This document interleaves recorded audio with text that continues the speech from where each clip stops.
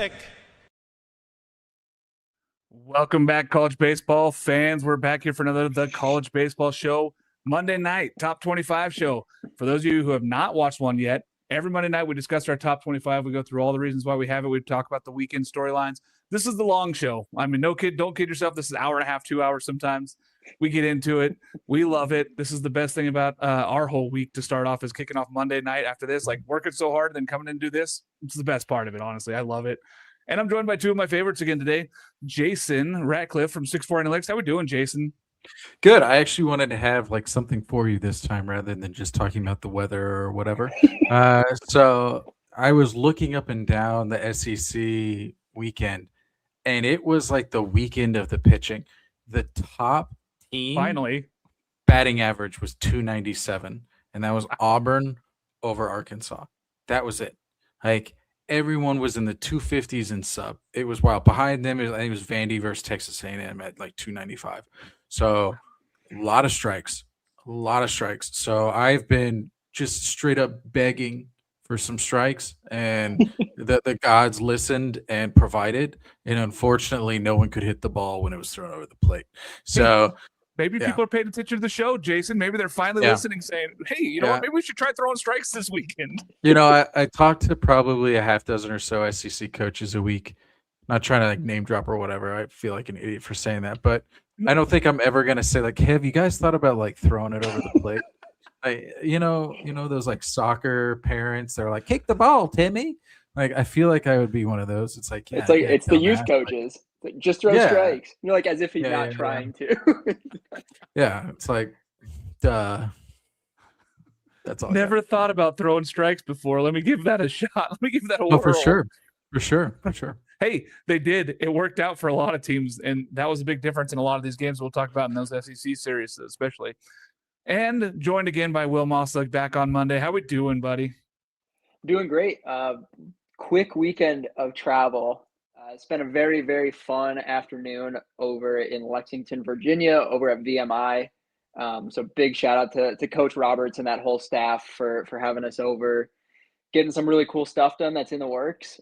And I had a freaking blast, man. Like that stadium is so cool. I love watching the ball fly there. I mean, every single play. I was there for 10 minutes and I heard 4 different coaches and players say like, yeah, this place, like ball flies. Sure enough. And because I had to ask about it because they don't take on-field BP prior to games. I was like, you guys don't take on-field? Nope. And I was kind of thinking about it, and their field sits up right on this really large cliff face, like in a valley. I was like, well, you probably lose all the baseballs if you take on field because the ball just flies there. So they take inside BP. But it's awesome field, awesome staff, just amazing human beings all around. I had a fantastic time down there. That's a place I definitely have circled to go back to. I love it. And you know, I get to talk baseball with two of my best friends. I love this. This is great. This is awesome. We get to talk baseball here. I am traveling this next week. I'm excited for that, which we'll get more into, I'm sure, on the Thursday night show before I fly out Friday. But I will be at UCF versus Kansas in Kansas. I'm super pumped for that one. Number 1, number 2 in Big 12, which we'll talk about here in a little bit. Talking about UCF, for those who didn't see this weekend, Braden Smith got hit by a line drive in the first inning of the Friday night game, and it was tough. He had to go to the hospital. He's okay. His head coach, Rich Wallace, drove him home from Morgantown all the way back down to Orlando. So that was pretty cool, I thought. Thoughts on that, guys? You know, Friday night ace for UCF goes down. They end up still holding West Virginia to 3 hits in that game. Brutal. I don't know if you guys saw it, but it was a brutal hit. I mean, I've seen it before. It happens a lot. We see the comebacker. This was right off the face. We hope all the best for him. All indications are that he may be having a shot at some point to come back this year, but we don't know the extent fully yet and what it's going to take to come back. But just wishing for a quick recovery there for Braden Smith. But any thoughts on that, Will? Yeah, it's tough. It's one of those injuries, and we talk about this all the time in the early season, typically when a big arm goes down right before opening day, and those teams feel like they don't skip a beat. And we always get on this show and man, they look good even without him. It's one of those things I feel like doesn't catch up to teams for a couple of weeks. So I wouldn't be surprised to see the pitching staff kind of do what they've done all season against Kansas. But maybe in 2 weeks against Cincinnati, you know, the depth might start to show a little bit. And as they start to piece things together, it felt like TCU was like that in the early season without Laporte. It felt like they were even like that last year without Abel. It was kind of like, well, maybe they're going to be fine without him. And then, a couple weeks goes by and that's when it shows. And then it seems like they put it together after. So it's almost like a hot, cold, hot kind of thing. It always feels like when a big arm goes down. Yeah, I mean, you hate to see it. It's one of those things, it's rough for the team, but it's worse for the kid, right? It's always like that with college injuries. It is. And, I will say UCF is surprising the heck out of everybody. They're top 3 in every major pitching stat. Like, it's crazy to look at and be like, this is a team we thought would hit. We all thought maybe this is a team that's going to hit, maybe keep themselves in the middle of the pack here, the Big 12. They have really shown out and been able to pitch, and he's been a big reason for that. So we're wishing for a speedy recovery. Any thoughts on that, Jason? I don't know if you saw the injury, but it was pretty rough. I did. I think the biggest note is, it happened in the second inning. Yeah. And so Friday, second inning of maybe top 2 or 3 series of the Big 12 season so far, and your Friday night guy goes down, only throwing 1 inning. So to your point, having a staff that has the ability to kind of not only pick you up, but then blank a team like West Virginia, who has got some pretty loud bats, it's, in Morgantown. So, there was a number of things that when it happened, I thought, okay, UCF, this is going to kind of be your unfortunate, timing, and this is just what happens. But they really rallied the troops and put together a phenomenal weekend. Yeah, they were 1 out away from sweeping. That's how it went down. Like, West Virginia had an amazing comeback on Saturday, but they were 1 out away from sweeping with UCF. Oh, yeah. Let's talk about the SEC, because obviously they're the big dogs in college baseball. We don't have to kid ourselves. Like, they're the teams that we look at to say where's the hot cold of college baseball. 6 road wins. 6 series were won on the road this week. Georgia being the biggest, huge road series sweep, at a top 5 Mississippi State. Jason, this just doesn't happen in the SEC. You don't see 6 road series wins. No, I think it kind of pairs with what we were saying with the pitching. You have a number of teams that are struggling a little bit hitting right. Tennessee is one that kind of just jumps out in particular. Yeah. I think they had 5 bombs, but I think as a team they hit 167 with a 600 OPS as a team. And Lindsey Nelson. So it's kind of there's a lot that's going on with that lineup right now. So still, but they were a few outs away from winning that 2-1. Everyone saw the kind of craziness of what happened in that game 3 with the umpire situation. And then really, you look at Mississippi State, Georgia. That was a phenomenal series, and it kind of just came down to Georgia had just a little bit better arms. Vigdal looked great. Volscaya looked really good. I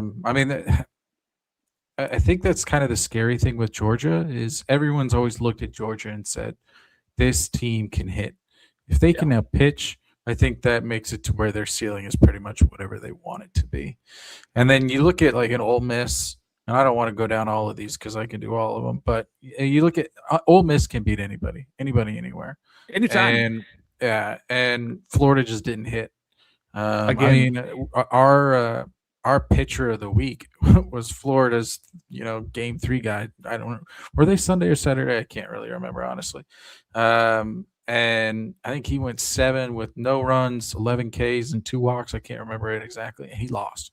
It's one of the things where Florida is really good. They just need a couple of guys to step up and put together some crooked innings to kind of allow them to create distance for their pitching staff to do what their pitching staff can do. And that's why they're going to oscillate so much. They'll go up against Arkansas, who can't really rub 2 hits together, and they're going to look elite. And then they go up against Ole Miss, who's got an Udamark or a Becerra who can hit a long ball, in a really important situation. And then they can't really respond with a crooked number. So I think you're starting to see kind of I'll just say tendencies showing up a little bit more. But I think you have I don't think this says anything about Mississippi State. They got swept. Who gives a shit? They're a phenomenal team. It happens. Good team. Georgia's just really good. Yeah. And Naoki and Matt Scott both came out of the bullpen twice over the weekend and looked phenomenal. If they're going to get those performances from those 2 superstar arms that are coming out of your bullpen, look out. That's dangerous territory if you're Georgia. You're Georgia fans have to just be thrilled after this weekend. It was not a 5-6 run differential over the 3 games. I can't remember. They were all close games. It's good not games.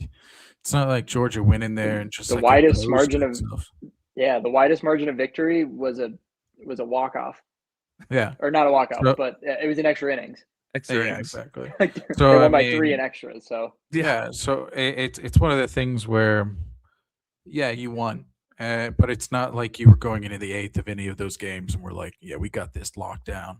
So I think it was just a good series against two good teams, and Georgia did everything they could to wrap it up, and that sometimes that's just what good teams do. That's what the Coastals will do. That's what the Southern Misses do. Sometimes, like, I mean, Georgia's going to wow you on paper, but you have to be able to do two things. You have to be able to like get to the 8th. You have to be able to like get the runs to get to the 8th. But when you get there, you have to be able to finish it off. And really, those best teams are the ones that are capable of having those really high win percentage when they've got the lead in the 8th. Fighting off that furious comeback on Thursday night in Starkville is not easy, and they were able to do that. Naoki got out of that one after a couple errors, even in the 9th. Big error there, but big win there. Big, huge series for the sweep for them as they sit atop of that SEC. Will any of those 6 road wins really take you like surprised? I think obviously Missouri has to be up there with how they performed at Kentucky, a team that usually plays really solid baseball, but kind of got just beat up by a team that played more solid baseball in Missouri. Yeah, I mean, this is not the Missouri team of last year. We even saw in the non-conference. I mean, last year in non-conference, they look overwhelmed against teams that they should be far and out better than. It's a much different team. Kentucky is also one of those teams I think I'm most confused about this season, because on paper you look up and down the pitching staff and you look up and down the roster and you're like, there's no way this team should be losing these series. I would say that was honestly LSU for me is my one that I circled. Like, I talked about it last week that the win over Kentucky in that series was potentially the turning point. Yeah. And you got to face a Tennessee team that felt like they were backed into a corner and had to win.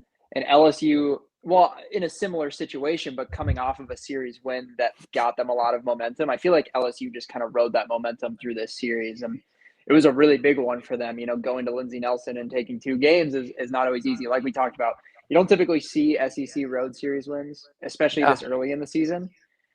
There's a stat historically. It's like the first 2 weeks of the season in SEC play, Friday night games end in the home team winning upwards of 90% of the time. And the first 4 weeks, up in the first 4 weeks, it's still close to 70%. So the fact that we're seeing this many road series wins, whether or not those wins are coming on Friday, is irrelevant. But the point being, like, even if they are losing on Friday, they're sweeping the rest of the weekend. So it's really, really interesting to see that trend kind of flip this year. But I think it just speaks to the parity of the league. And on that LSU point, they go to Oxford next weekend. So this is a huge stretch of baseball for them, you know, versus Kentucky, at Tennessee, then at Ole Miss. So we're going to have to see it 3 times in a row, really, for me to start really believing it. I know Tennessee was kind of almost kicking them while they were down that series. Like, it felt like Tennessee has kind of been skidding that direction, and LSU, you know, not quite nailing the coffin time, but we're getting close to that time. Yeah. So this is going to be a really interesting series for them. Yeah, it's going to be a great series. And I just want to say, Kerrick Jackson at Missouri, like, he was my coach of the week with what he did after a Kentucky team that lost 2 of 3 last weekend, comes into this weekend going, hey, we need to win. We're playing Missouri.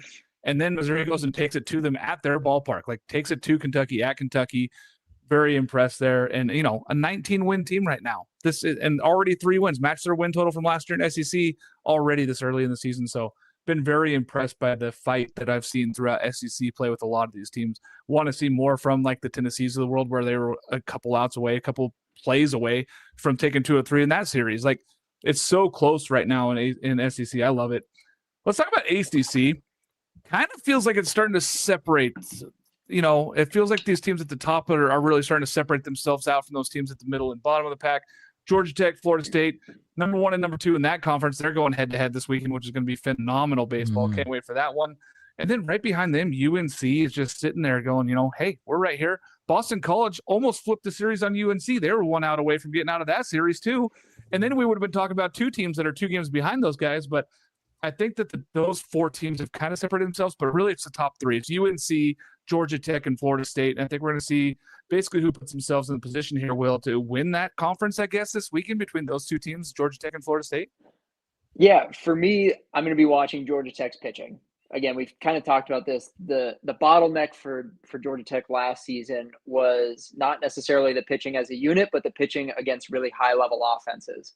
And this is about as high level as an offense as you're going to see in the ACC, other than themselves, who they don't face. So Yeah. For me, it's sure. I think this plays a lot of implications of who's going to win the ACC, because this is going to build a buffer and a tiebreak into the standings at the end of the season. But for me, it's more so, okay, if Georgia gets to Omaha, or if Georgia Tech gets to Omaha, what happens when they play at Georgia, or what happens when they face off with Mississippi State in a super? You know what I mean? So that's kind of how I'm looking at this series, not necessarily who's going to win the conference, but more so what's my outlook in the postseason. You know, it's the same thing with Florida State. Like, how's Florida State going to look against Georgia Tech without Miles Bailey? You know, so I'm really curious to see. And I think this series is one of those series where you don't really take anything away in terms of like big changes in rankings, but it's more so what's my outlook on the team in the postseason. It feels a lot like Georgia versus Mississippi State last week. Yes. Honestly, for me, it's like the winner of this one maybe jumps and stays high in the top 5. The loser probably doesn't drop much out of the top 8. Like, that's how good these teams are. I think that it's going to tell us a lot more about Florida State's pitching and how that bullpen is, and if they can actually compete against high-level bats the whole game. And I think it's going to tell us whether Georgia Tech's arms are enough to face a really elite lineup in Florida State. Minus Miles Bailey, still a really elite lineup, really tough lineup. Jason, any thoughts on these 3 teams? I know UNC, when they have the offense going, they might be the most dangerous of these 3. Yeah, I almost feel like you have like a tier 1 and a tier 2. Virginia is kind of teetering on that tier 2, tier 1. It's kind of where they're at. I'm always really intrigued with Miami. I thought they were going to sweep Virginia Tech after those first 2 games. We were just talking about how everyone and their dog in the SEC was swinging a little wiffle bat this weekend. Well, except Aaron B-Day. But I mean, Miami had like a near 1,200 OPS as a team versus Virginia Tech on the weekend. I mean, I know they put up 20 game 1. But I would really thought that they were going to take it with Siskar going into the game 3. So I still like Miami. I think that they've got some bullets, and I also think that you've still got NC State. NC State's got a lot of talent. So I think what could happen is the loser. Well, there will be a loser of this Georgia Tech Florida State series. They're going to kind of have to do what we just talked about with Kentucky, Missouri. It's like, okay, well, we just lost that. You can't let one weekend turn into 2 weekends, because I think that that's where one of those like second tier, not really like maybe just like in the standings or in the rankings, whatever you want to call it, one of those teams jumps up and they can try to like then challenge those Georgia Techs or the Florida States, whoever takes it. I don't see really anyone shoving Georgia Tech off of that first tier. But I do think that, Florida State, they added a 3rd starter again, which is just absolutely phenomenal. Everyone's always been talking about Beard and everyone's always been talking about Mendez, but Bryson Moore was phenomenal. So good. I mean, the fact that they're able to, you saw it in the box score. Like, I mean, they only had like a 343 slug as a team. So there was this big sign that basically said, hey, Miles Bailey wasn't here. So it'll be unique to see what happens when they go up against like a non-Georgia Tech. I mean, again, it was Virginia. That was a really good team. So they can show that they can win, and I think they'll just have to kind of maybe shift a little bit of how they're trying to beat teams. Like let's get to the 6th or the 7th in a 6-4 game and just kind of outpitch you. Now it's going to be, hey, maybe we need to small ball it and get 3 or 4 runs because we know we've got some of the best pitchers in the country.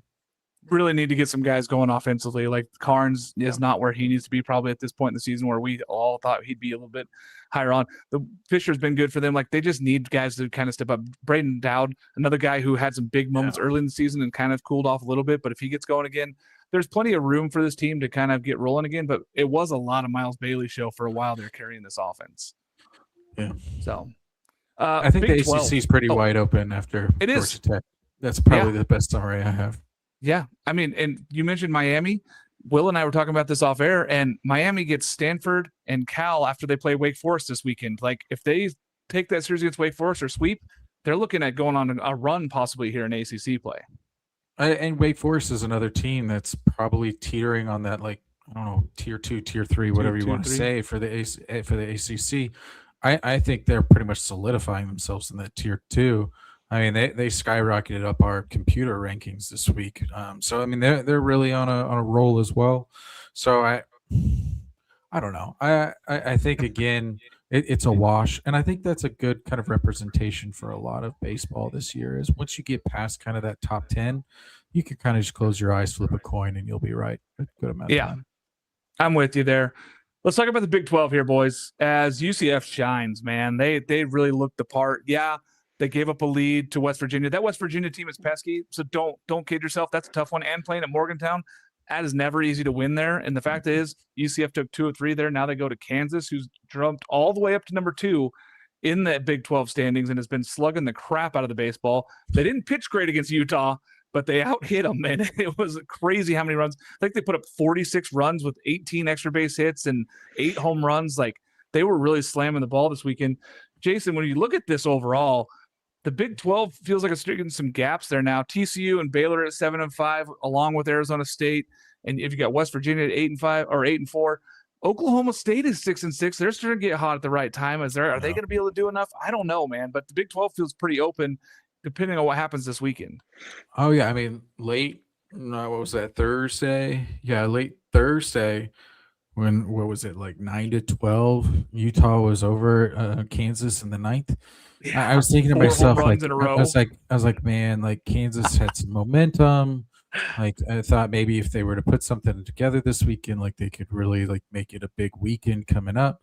And then it was just like the last one that went out. Honestly, that looked like a jam shot oppo. I was like, yeah, like that thing's a flare to right field, and it just kept going. So I still don't know what to think of Kansas. I mean, vaguely just hasn't been vaguely. I mean, you had a phenomenal week from LeBlanc. He was pretty much everything in the Big 12. Bollinger he's still just kind of, I mean, he went 3 for 12. So, I mean, it's not like he kind of like turned any heads, no home runs. He had a double. But it just really hasn't been kind of that him. It was almost like him and Strauss Snyder. It was like, who's going to be that preseason Big 12 player? That he just really hasn't been that this year.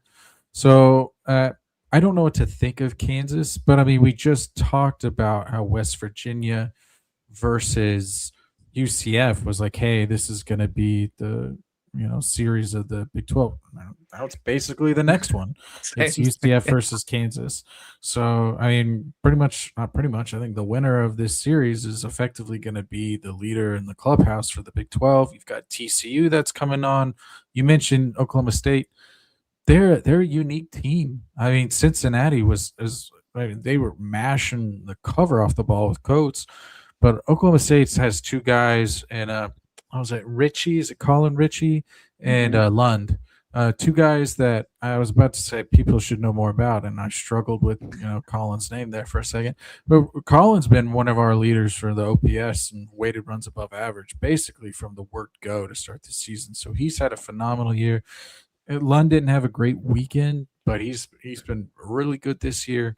So for me, Oklahoma State, I frankly, I felt like I was writing them off a little bit after their Arlington series where, I saw them live and they didn't really look phenomenal. They got run ruled a few times. It was like, okay, what's going to happen here? Like, are they going to be able to really, rally the troops? And it absolutely feels like they have.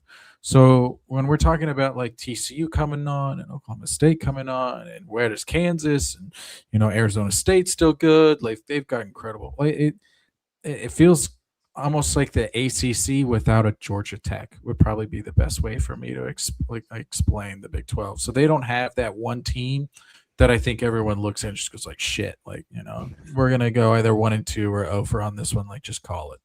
And so I think it's like every single series you can look at and say, like, this is an opportunity for us to get better and for us to kind of solidify ourselves in NCAA tournament resume, because right now it feels like it's wide open for like 16 to that magic 40 number.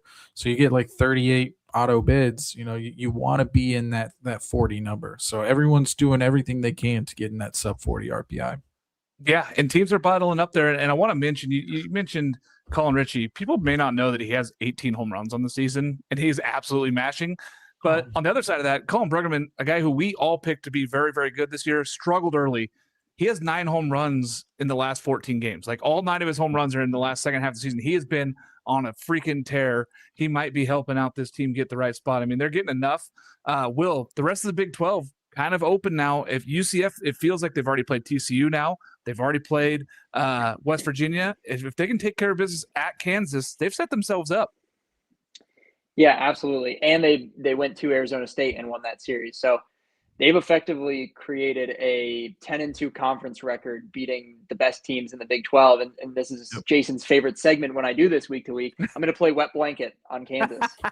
It's time. Kansas. Smart. Yes, 9-3, very impressive. I'm not sold. I think right now, based on eye test, I would probably put them 5th in the Big 12.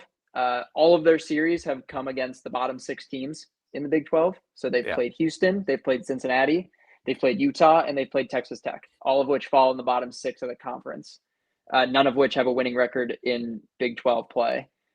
So having said that, I know that record-wise, I think this series has a lot of implications because we saw the Big 12 end last year on a tiebreaker. So absolutely plays a role in that. However, I think Kansas has their toughest road ahead. I mean, we're talking about a stretch where they have UCF.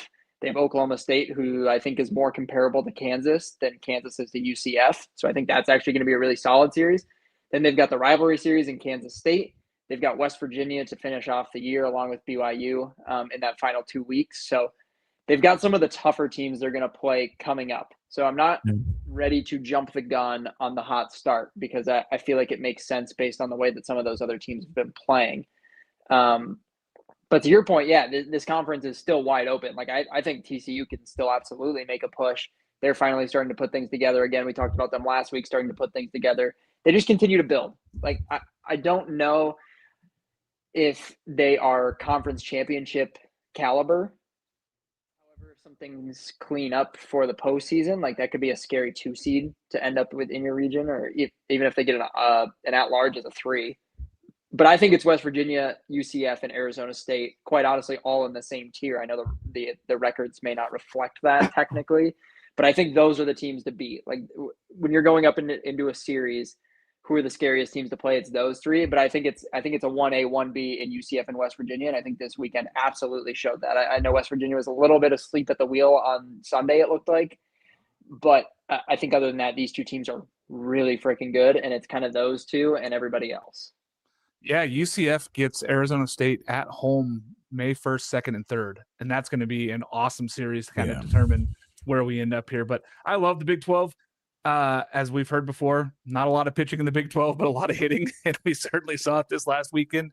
And I think that we're going to see it again this week. And I'm excited for it. I'm pumped for it. In Lawrence, I'll be there. So all you fans show up and can't wait to watch the baseball with you. Big 10. UCLA clearly well above everybody else. You know, they took it to USC for 3 straight games. I will say Friday night USC hung in it. Like they hung in it, and we talked about this on the Saturday show, and then UCLA kind of took over, and it just kind of felt like it was a wash at that point. The UCLA was just going to kind of win the rest of the series. They did that. Oregon drops 2 of 3 at Michigan, which kind of drops them down in there. But don't forget about Nebraska, folks. They're 11-1. Now, they haven't played much. They go to Oregon this weekend, but Nebraska's 11-1. Jason, this is a dangerous Nebraska team. Yeah, you know, as I was prepping for this, because, you know, they were one of the teams that every week when we're doing kind of our like weekly scrapes and like pulling all of the data and trying to make sure that everything looks clean, I kind of do like a sniff test. It's like, hey, does this make like, does the formula work? Like and Nebraska is one of the ones that it kind of just didn't feel like the smell test was right on it. They're a team that, I don't know, they've kind of won dirty, a few times. They didn't win dirty this weekend. They pretty much throttled Penn State. But I mean, they're 11-1 in conference, and you know they've got Dylan Carey, who I've tried to been kind of his biggest cheerleader for the past 2 years. It feels like really, really enjoy him. So for me, I have no idea on Nebraska. I think right now they're riding a pretty phenomenal wave of momentum, but I don't want to say I would want to see them as a 2 because you would never want to say that as a team. But I do think that potentially their ceiling is not as high as others. I think kind of my hot take for Big Ten, and this is probably a hot take, is I actually came away from that UCLA Southern Cal game more impressed with Southern Cal. I know that sounds kind of I silly. agree. I'm good with I that. agree. Yeah. People that watched They went toe to toe with UCLA for pretty much like the first 5 to 6 innings of each game. Yeah. And so for me, like when I think Southern Cal, like what do I think? I think Edwards and I think Govell. I think they're starting pitchers. Like they can go against. They basically showed it. They're like our starting pitchers can go up against anyone. They're not gonna go up against Malavai Lavu. They're not gonna go up against all of these like mashers for UCLA in a lot of games. So if they end up being your 2, I think you're kind of screwed because the general thought process if you're a 1 seed, and I mean I think Southern Cal could still be a 1. I'm not saying that, but I'm just trying to like play that like one face of a card of a 2 of Nebraska versus Southern Cal is as a 1 seed you generally go like, okay, I'm gonna go against my 4 seed. Do I pitch pitch off? Do I throw my Saturday guy? Do I hold my Friday?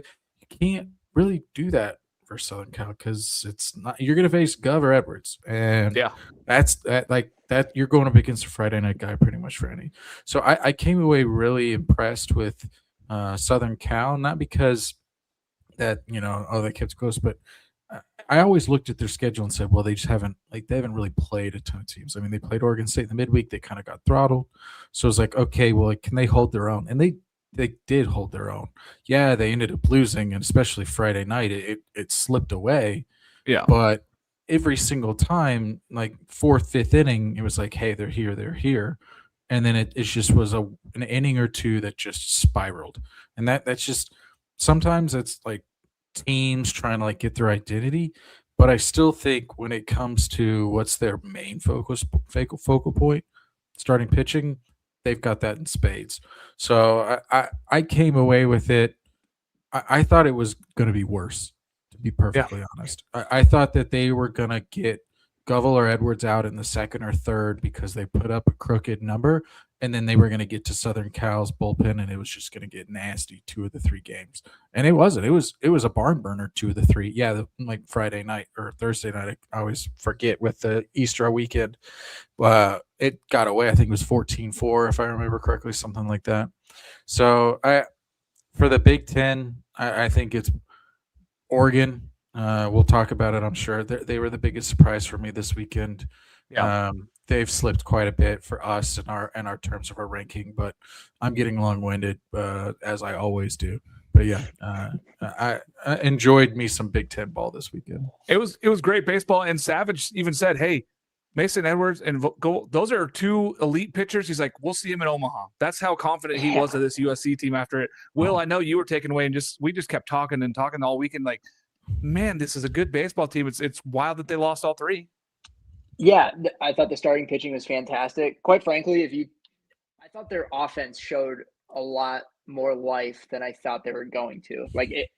When I looked at this series on paper, the things were like, okay, if UCLA, like Jason said, if UCLA gets to any of those starters early, these are going to get really ugly because I don't know if USC is going to be able to score.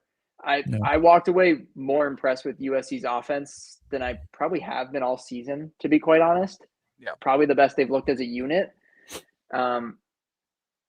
Very obviously, there's a wide gap between UCLA and everybody else in the Big Ten. I think that there's a wide gap between UCLA and everybody else in the country, less maybe Georgia. I mean, Texas, Mississippi State, Texas probably close on a certain day. Yeah, Georgia, I mean, there's probably those 4 5 teams. Yeah, the top 5 teams I think are in there. But I even think UCLA, right now, and everyone keeps, well, they haven't played anybody.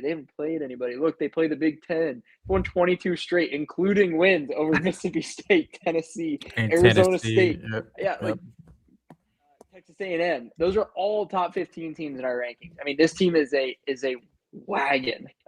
Genuinely, they might not lose a game in Big Ten play. Like after watching this weekend, unless they have like the rivalry hangover next weekend, I don't know that they're going to lose a game in Big Ten play. I know they still have Oregon on the schedule, but I kind of think they're leaps and bounds ahead of Oregon too. Yeah, I was looking at this and comparing it to teams in the past that have done crazy things in their schedule. It feels a little bit like, and I don't want to be a homer, but it feels like the 2017 Beavers where they only lost the 4 games going into the World Series. Like that's kind of how UCLA feels right now, that it might be a single-digit losses as they get to Omaha. That's how good this team is right now.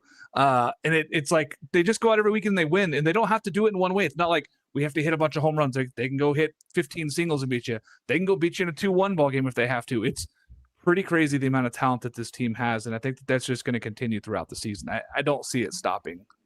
Yep. Let's talk about the top 25 here, but before we do that, visual edge, guys. You've got to get your edge to be good at college baseball, and it's important to do this, okay? So go out there, find your visual edge stuff. You're facing better arms every single weekend, more velocity, sharper breaking balls, smaller margins for error, and at this level, the difference between starting and sitting can come down to a handful of swing decisions. That's where Visual Edge comes in. Visual Edge is an online vision and cognitive training platform built specifically for baseball players. You start with something called the Edge Test, which measures your pitch tracking, depth perception, reaction time, visual processing speed, and it shows you exactly how you stand up against other college athletes your age. Then it builds a personalized training plan around your weaknesses and helps you be better. This takes about 15 minutes a day. You can do it anywhere you're at, anywhere. You can do this literally anywhere that has internet, and you can do this training. You just have to have something that's bigger than a phone. So a tablet, laptop, any of those things work. 15 minutes a day makes you a better baseball player. Right now, our listeners on our show can use CB Show to get the first month free 3D glasses, free shipping, cancel anytime. Go to visualedge.com/sign up. Use code CB Show. That's visual with a Z. 15 minutes a day. Train your eyes, train your brain, earn your edge. Welcome to the top 25, Missouri State. Will, I know you were excited about this one. We've been literally having these guys circling right around that 26-30 for a while, and they pushed through this weekend. Very good to have them in there. And Ole Miss drops back into the top 25 here for us, which they deserved it after win on the road at Florida. Speaking of, Arkansas and Kentucky drop out. Is this crazy to anybody here that those two teams dropped out of our top 25? I don't think so. I feel like they were the two teams that were kind of on the bubble last week and then underperforming again this week. It just kind of felt like that was needed. Jason, any thoughts on those two teams dropping out since we won't talk about them here in the top 25? I'm going to just shit a little bit on some other prognostications, so apologies. The fact that there are 4 entities that have Arkansas ranked right now is honestly beyond me. They're 5 and 7. And it's not that they're 5 and 7. Like the way in which they if it wasn't for Helfrich, they would have gotten swept again. Arkansas cannot hit right now. And in conjunction with that, they have no idea who their pitchers are. Like Dave said it at the end of the game. He's like, we're going to have to really change who our lineup is, or we're not going to be going to the postseason. Like Dave said that. So if the head coach is basically saying like we're a 3 seed, I have no idea how people who do this for a living look at this and say like they're in the top 5% of like teams in college baseball. Like that, honestly, that blows my mind. They've got a ton of issues right now. I mean, Cam Kojal's batting like 100 in SEC play. Gackle can't seem to find his way into the 4th inning. They have no idea who their Sunday pitcher is. They're walking an incredible amount of guys now. Like I talked about the teams, like it was the weekend of the pitching, and the team that had the best average, it was Auburn. Auburn had the best average of any team against this Arkansas. I mean, Dietz looked phenomenal, and McIlvain has been transcendent out of the bullpen, which kind of makes you go like, shove his ass into the starting rotation. But I have no idea what to do with them. With Kentucky, I think it goes down to exactly what you said with Will. Is like no idea like what to think of this. Jelkin's phenomenal, and I think really the difficulty is that beyond that, the starting rotation wasn't as what we expected. Like, expected the Reaper to be a little bit better. He's, again, we talked about this last week. He's been mid-80s with pretty much every pitch, which is a big drop from what he has been. So Kentucky kind of makes sense for me. Ole Miss jumping in, they should have never left. If we're being Yeah. perfectly honest, they've just played an absurd schedule, and they've done well in that absurd schedule, except for a few games where they've pretty much been in all of them. Yeah, I get it. They got swept by Mississippi State. Mississippi State's freaking good. Yeah. Just because like you get swept doesn't mean, and that's what that blows my mind is Arkansas took 2 or 3 versus Mississippi State. Again, like baseball is the weirdest sport sometimes. You just have no idea with any of these things. Last thing, because you asked about it, Missouri State been on the Missouri State bandwagon for a while. First, they had like the number 26 portal class for us. Everyone knows about Bogenpole. Everyone knows about like the ability that they have to hit the ball, but I really think people need to start to understand like they're more than just Bogenpole. They got Bergman, they got Sutherland. They've got a lot of pieces that they can really put together and make a solid lineup. They're kind of teetering on that tooth. They're 11th in RPI right now. Now they won't be 11th at the end of the season, but they'll be a 2 seed that people won't be excited about. For us, they dropped out the rankings, which was again like the sniff test. I was sad to see, but I didn't want to change the formula. But they're in that mush of 15 to 35, and I think they're closer to the 15 than they are the 35. I agree with you. I mean, and Will and I have talked about it. You know, we've been on these guys since preseason, and I know Jason. We talked to their coaches at the ABCAs, and this is just a very good baseball team. They're very well rounded. Will, thoughts on these teams? One thing I want to throw in there before I have you: Arkansas struck out 39 more times over the weekend. So just to throw that out garbage. there, 39 more strikeouts for their hitting. And I think they walked 10 times. Now I will say Auburn leads the country in K per walk ratio, so it makes sense. Yeah. But that's not good, Bob. I don't know 13 if anyone times a game. I don't know if anyone's a fan of Mad Men, where he's in the elevator. He's like, "Not great, Bob." That's great, basically the gif right now for Arkansas baseball, and the fact that people looked at that and they're like, 22. You're just trying to sell subscriptions. You're not watching the game. In the one game, Dietz pitched amazing and he held looked for phenomenal. Otherwise, they're out of that game too. Like that's it. And Sunday was basically like a walk fest in inning 2, and then they got one hit from a freshman, and that was it. They got 3 runs in the second, and then it was a bunch of strikeouts. Like, I mean, it looked like the varsity going up against the junior varsity at times. That was a rough. As someone who watched every single second of all 3 of those games, that was a rough series for Arkansas, and people looked at that and said, like, let's keep them right where they're at after losing in the midweek to Missouri State. At Missouri State. Now it was a walk-off. Missouri State, hats off to them. We have them in our top 25 for a reason. But they gave up 14. They gave up 15 runs. Yeah. So the whole reason you're in the top 25 is everyone's talking about this transcendent pitching staff because your offense is dog shit. So that's starting to go away, it feels. Yeah. Will, I didn't mean to cut you off. I know you got lots to say about these guys and how pumped you were to see this, to see other voters put them in, because you've had them in for a little while. Yeah, for sure. I mean, this is the team I picked to win the conference in January. So I've been really high on this team.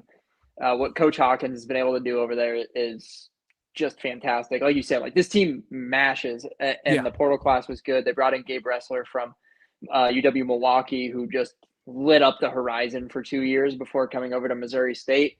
And he's got 21 RBI so far. I mean, this team just mashes the baseball. Carter Bergman has been ridiculous. He's their catcher. He's just been absolutely mashing. He's got double-digit home runs.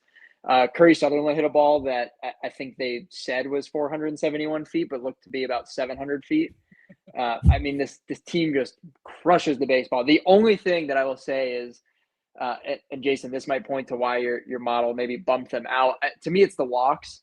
They do walk a fair amount of guys, like more than I would like to see personally, for a pitching staff that is striking out more than a guy an inning, which is good. But I think the walks are a little bit too high when you look at it in terms of maybe not full staff, but when you look at the guys that are their primary starters, their primary relievers, those guys, the walks are up, but the ERA doesn't necessarily reflect that. So I think that's a really good thing. They're finding their way out of innings. They play really good defense. I mean, Bogenpole, as good as he is at the plate, he's a freak outfielder. I mean, talk about a dude, I was talking about him this weekend. That's a guy, like, you look at the frame, you look at the athlete, you look at the tools, like, that's got to be a first-round guy. That kid is Looks like it. unbelievable. Unbelievable, the power he has, too. I love this team. I really do. I've been really high on them.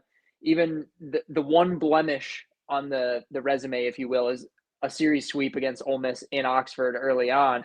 And they could have won Friday. They were one inning away in each of those games from winning, truly. I mean, they gave up a really big grand slam in game 1. That was the difference maker. And I believe like a 7-spot inning in the second, and they lose by 4. Ole Miss is good. Ole Miss is good. good. Ole Miss is good. Ole Miss is good. That's been another team I've been a little bit confused about to see kind of in and out of the ranking. It's a team I just can't put my finger on, but very well deserved for them to be in as well. I know Missouri State lost the series against Dallas Baptist. Again, like 1 inning against DBU. A couple of really big errors led to a 4 spot in that Friday night game, and they end up dropping it. And then on Sunday, you lose a really tight one that Dallas Baptist just kind of blew open late. Like, again, they really are. It feels like on the season, they are 6 innings away from being 26-5, like, or 26-4. And they're unbeaten at home. It's the best start in program history at home. They're 15-0. They do have a little bit of a road stretch here, but the team that people were complaining about this week for us not having in because we have Missouri State in was Jacksonville State. And I understand they haven't lost a game in CUSA play. The non-con resume isn't quite there for me, and the in-conference resume isn't quite there for me. I know they haven't lost. It's really hard to punish a team for doing the only thing that they can control. However, they just haven't played the top conference teams yet. It's kind of the same argument with Kansas. Like, why is Kansas not in? It's because I haven't really been impressed with who they've played in the Big 12. It's a very, very similar logic. Again, but they're leading the conference, so it's a little bit tougher of a sell there. But I think it's very well deserved for Missouri State. They've been challenged in the non-con. They've taken care of business in conference play. I love this team. Like I said, I talked about them in January. I picked them to win the conference. Really, really scary team in a regional. Like, likely not a host, but you have a small ballpark. You do not want this team to be playing you because one of the lower 2 seeds. An SEC team draws them, and they go down there in one of those smaller parks, one of those hitter-friendly parks that they've got all over the SEC, and they might run you right out of that regional. They might hit you right out of that paper box. Like, this is a very, very good team hitting-wise. If they can get enough pitching in a regional, watch out. This is a team that could be really dangerous, and then they'd be super dangerous in a super. So I like where this team's at. But let's get into our top 25. 25, Boston College. Listen, AJ Calaruso has been a Friday night ace, no doubt. He shut down UNC on Friday, and then they go lose the next 2, but they were really close. They should have won the Saturday game. They were up in that game until late. UNC makes a huge effort to come back and win that one. So they do drop 2-3. It was a 1-run ball game on Saturday or on the Sunday game. And I thought it was tremendous. I really did think that Boston College showed up, and they've been really playing their hearts out lately and playing some top teams in ACC. I think they deserve to be here. I think they're right on the cusp, though. They are going to have to win next weekend for me to keep them in the top 25, I believe. But this is a very good baseball team. They deserve to be in the top 25 still. Number 24, Florida. The Gators dropped 6. Jason, this team kind of just feels like they got to find some offense, but they have Aiden King, who is maybe the best pitcher in the country. Outside, maybe Dax Whitney. Yeah, I mean, first off, I think, as I said, like, what a performance by Sandifer. Just elite. Too bad he lost it. Again, wasn't pretty hitting wise. It's going to be really hard to win mini-series if you're only getting 7 RBI as a team. So it's one of the things where they have so many good pieces from a pitching perspective. I mean, if you watch a Florida series, kind of like, pitch 1 to final pitch, every single guy throws 95 plus. It's impressive. But they just need to find the bats to be able to turn it around. And Lawson, is he injured still? What was he sick? I'm trying to remember why he was out for some of the games. They didn't say. Oh, they didn't say? Okay. Yeah. Nobody announced anything, but I have to believe it was illness because there was no news that he got hurt or anything. But it feels like, Arkansas is the same thing with Mike Anu. It feels like every other couple of games, some person's just missing a game or 2. Cade Kerlin looked pretty good this week, which was great to see. He's finally So I mean, if they can get Kurland, if Lawson can somehow continue to be, one of the top 3 SEC Player of the Years, which he has been for the year, and if they can get Kyle Jones, I mean, he had a good weekend. He probably had the best weekend. I think he went 5 for 12 or something like that, But you hit 232 as a team. You had a 609 OPS. Like, you're gonna struggle. And we talked about Arkansas, how they were like 40 Ks and 10 walk. Same exact thing with Florida. They struck out 36 times. They walked 9 times. Yeah. So if you've got a 4-to-1 K to walk ratio, that's hard. You got to get guys on base. If you're not going to hit for average, you need an OBP. A 296 OBP for a weekend is not going to cut it. And it's not like Ole Miss is known for their pitching. It's kind of the inverse. So seeing that, it was a red flag, but I still think they've got too many green flags to worry too much about. Yeah, I think there's so much upside for this Florida team, and they just haven't quite reached potential, especially offensively. Like, they have so many bats that could break out, and they haven't put it together for a full weekend yet. And if they do, watch out, because it's going to be really good. But they need to do something this weekend for me. 23, Missouri State. Will, we already talked about these guys a little bit. I didn't know if there's anything else you wanted to add before you get to number 22. No, I've got nothing. That was kind of, I took that as my spiel for Missouri State. They're good. They're good. And if you guys haven't watched them play, this is going to be a really good weekend of baseball. So go out and catch Missouri State. 22, Ole Miss, a team that Missouri State did get swept by on the road at Swayze. Tough ballpark. This team goes into Florida, another tough place to play, and takes 2 of 3 from a very good pitching team. And they do it with the hitting, and they seem to have found enough pitching, Will. Yeah, the pitching, I don't think gets enough credit on this team, actually. A 3.75 ERA in terms of college baseball. I believe the country average is around like a 5.5 or so, I believe is the nation average, something to that. They've been really good, and they're holding teams to a 236 batting average against. Now, this team strikes out a lot on offense, a lot. Yeah. We kind of knew that coming in, though. I mean, Becerra and Utermark, those are guys that you looked at their stats last year, and you're like, we'll accept the fact that these guys are probably going to strike out 80 to 90, potentially 100 times this season, but they're both going to hit 25 home runs each. So, you kind of give and take right there. And to their credit, both of them are hitting over 300, and both of them have more than 40 strikeouts. So to their credit, you kind of know what you're going to get in terms of that side. The one thing on offense that I think I want to see continue to get better or trend in the other direction is Austin Foley. I mean, that was a guy that we talked about preseason that, had every tool to be one of the best catchers in the SEC, and he's hitting below 200. He's striking out a ton, which is okay in this offense, but you got to have the home runs and the RBI and the extra base hits, and he just doesn't even really have the average to go with it. They've got a big series with LSU. I mean, I know LSU is starting to get a little bit more respect around the country, which for me personally, I don't necessarily agree with. But if you're Ole Miss, you kind of got to prove it this weekend. I think a lot of people are not super high on Ole Miss right now, but the schedule has been really difficult to start SEC play. And I think people are giving LSU the credit that they're starting to get hot, and they're winning games, which is good to see. But I do not think that they're in the top 25 range. I think they're closer to 40 than they are 25. Yeah. And this is a really big series for Ole Miss. It's a big series for both of them, right? I mean, truly, like, I could be dead wrong on LSU. The last week could have been the turning point for them, and they go out and they win 3 straight SEC series, and all of a sudden LSU is now 2 seed, right? Like, that's very plausible. Yeah, and you mentioned the strikeout problems. 143 in conference for Ole Miss right now. That's a lot. 143 so far in conference, and just the 12 home runs. And as a team in conference, they're only hitting 212. So there's a big room for upside for this team that could be a lot better than where they are now. And you mentioned Austin Foley. He's hitting 200 in conference right now with just the 2 home runs. Like, this is a guy that could be so much better than where he is currently.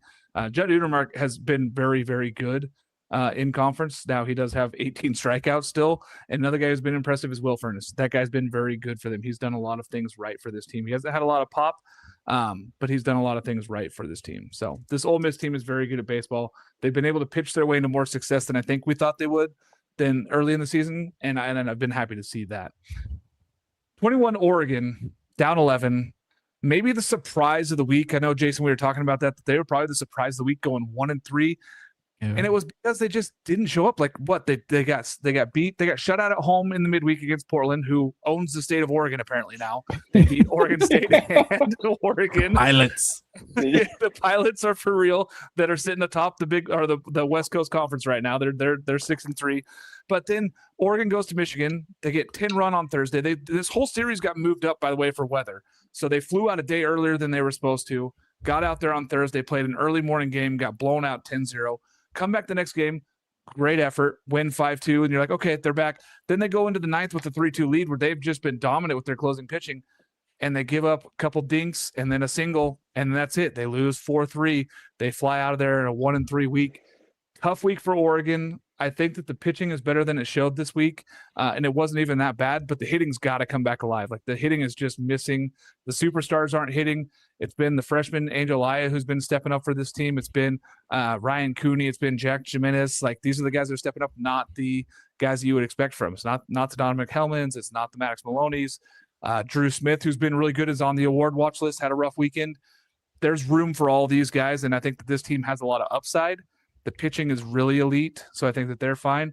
We're going to see a lot of them this weekend against Nebraska. I think that that's going to tell us a lot. They get to host Nebraska this weekend, and it'll tell us a lot about both these teams. If Oregon finds a way to sweep, you feel different about them. If Nebraska comes in and takes 2 out of 3 or sweeps, then you feel way differently about that Nebraska team as well. So I think that this is a big show-me weekend for both of those teams. Virginia, down 4. Listen, it's a good team. It's a very good team. They played a very, very tough team in Florida State. Like, you don't feel bad about that. Like, you're going to go out there. You're not going to win those games all the time. They did win one. And this is a very good Virginia team. Don't feel bad about this. If you're a Virginia fan, you're finding yourself pitching wise. KJ is going to get healthy. I think he's going to get more innings in on Fridays. I like where this team slugs. I like where they're at. Again, as we talked earlier, Jason, they're number 2 in that second tier, probably ACC team, but they could find their way into 1 tier if they keep hitting like they were early in the season. I think they've just found a little strides here where they're just missing a little bit, but this is a very good baseball team and people should not be down on them. Agreed. It was great to see Johnson go 4. I mean, he only went 4, but he got 7 Ks in those 4. Peony, big time get for them, kind of spurred the draft. He didn't really have a great weekend. I mean, for me, Virginia is kind of a hard one because, I expected the hitting just to be a little bit more. I mean, they did have 5 bombs, but when you have a team OBP of 310, like that's not good on a weekend. That's on the weekend, by the way. We know the pitching that they face is elite, but still, that's not good enough to win yet. Yeah. I mean, that's literally, you're not even having an average of, your average is a 3 up, 3 down. Yeah, quite literally. Yeah. Because you're not even getting 1/3 of the guys on. So it was a unique series for Virginia at the plate. You had a great weekend for Perot. I think he went 4 for 9 with a couple of really big bombs. Yeah. I think he had a slug over 1,000, but outside of him and maybe Weatherspoon, it just wasn't really much. So I don't know. I think they were probably Gracia. He went 2 for 11, just kind of looking, and then you got Becker who went hitless. Yeah, I think that was 1 for 13. So I mean, you had 1 for 24 between Didowick and Becker. So that's the fact that they even got 1 is impressive. So I think you kind of just have to, wash this one off if you're Virginia and move forward. Yeah, get into this weekend. That's what it is. Like, what? You have bad weekends, flush it. Florida State's got good pitching. We know that. We're going to see it this weekend against Georgia Tech. But yeah, very, very good.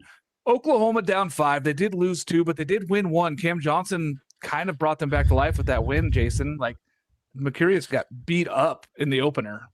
Oklahoma is one of the most confusing teams for me. Saw them live in Arlington. I was like, holy shit, these guys are good. Cam Johnson not throwing balls. Mercurius was right behind the home plate for him.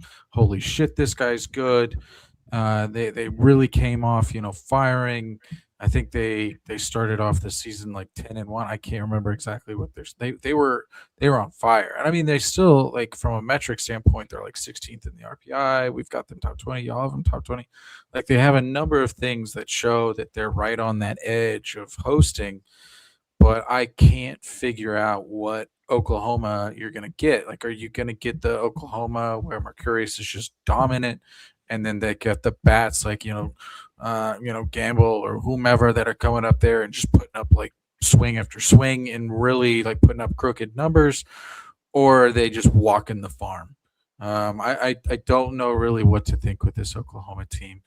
They played a very good, very talented Alabama team who maybe we talked about the top five. Alabama may start like putting themselves kind of in that like conversation of top seven or I mean, they might not, maybe they are. So they played a very good team. They played them to the wire 3 times and they lost 2 of the 3. So I don't think, and again, like just because they went down, I'm looking at red flags. Really, the only red flag for me from Oklahoma is just consistency, because I think when you're looking at like when you start to contemplate, we'll just call them like Omaha favorites. You try to think of the teams where the starting pitchers can get you 5, and where you've got 2 to 3 hitters that are going to get you 4 to 5 RBIs a weekend. When you have kind of that formula, and then generally like a pitcher or 2 that can get you from like the 6th to the 8th in a lot of games, Hot too in the bullpen. Yeah, that's when you really start to like cook, and that's really what that's what Alabama's been doing. So I like a lot of their pieces. It just feels like when I'm putting all the puzzle pieces together right now, I'm like, what the hell am I looking at? It's like a Jackson Pollock painting. They're hitting 250 in conference, and they have 54 runs. So they're averaging 4.5 runs per game only. That's the concern for me with Oklahoma, because the pitching, I feel like, is good enough to win any weekend. They just aren't scoring enough runs when those guys do pitch well. Like, and then there's games where they get blown out, and they have no chance coming back when they give up a 7 spot. It's like, that's it. That's it. They're not coming back in this game. But there's got to be ways that they're going to figure it out, because they have to go out there and figure out how to score more runs. 4.5 a game in SEC play is not going to win you enough baseball games. I mean, I talked about them walking the farm. I mean, they almost had a 5-to-1 K to walk ratio against a very good hitting Alabama team. So, I mean, they kind of flipped that switch, but it felt like simultaneously they flipped the off switch for others. So, again, I really like this Oklahoma team. I'm just trying to figure out, where the pieces fit. To me, it feels like that meme where you put your finger to plug a hole in a wall, and then another spurt comes out. And they're like, okay, well, we solved that problem. Now we got to solve another problem. And then something else shows up. And that kind of feels to me like Oklahoma's feeling right now in league play. They're going to have to figure out a way to go get some wins down the stretch here. Their schedule gets pretty tough as well. Yep. But Nebraska, their 5-7 looks a lot prettier than Arkansas's 5-7. I'll just put it like that. Number I'm pretty sure 18 Nebraska up 5. Will this team 11-1 in the last in conference? That's crazy. Yeah, it was a really good week for them. Another 4-0 week, and it's one of those things where you like to reward teams for winning. I mean, Penn State admittedly played them a little bit tougher on 2 of the 3 games. And I do not think Penn State is very good this year. I don't know really what's going on over there. Last 2 years, I feel like I've been off the mark with what I think of them in the preseason. But, I mean, Nebraska has been really solid. The starting pitching has been fantastic, and I think that's what you have to be really excited about with Nebraska. I mean, the fact that, Ty Horn coming into the year is the guy you had circled, and he's arguably been their worst starter. Third. Yeah, but he's got a 4.7 ERA and 40 strikeouts over 38 innings. Like he's pitching well, and a 255 batting average against, which like for the standards that their pitchers have set so far is technically like the worst. Carson Jasa has been crazy with the strikeout numbers. I mean, 66 and 42 innings is nuts. He's walking a couple more guys, but a 204 batting average against. You have Cooper Katsky with a sub 200 batting average against and 45 strikeouts in 38 innings. I mean, the starting pitching is really, really good. Katsky and Blackowitz both have 10 or less walks to 40 plus Ks. That's big. And then you obviously, like Jason was saying, Dylan Carey carrying the boats for the Cornhuskers offense. I mean, there isn't really anybody on this offense that's holding a candle to him right now, but he's one of the best bats in the Big Ten. I mean, the kid has some crazy pop. He's got 8 home runs, 40-plus RBI this year. Jet Buck is close to him in the home run power department, but really nobody is sniffing what he's doing as a complete offensive player. Mm-hmm. This team is really solid, though. This is going to be a really fun weekend against Oregon. Oregon's kind of on that slide. It's a tough place to go. I mean, it's not going to be an easy trip for them. Yeah.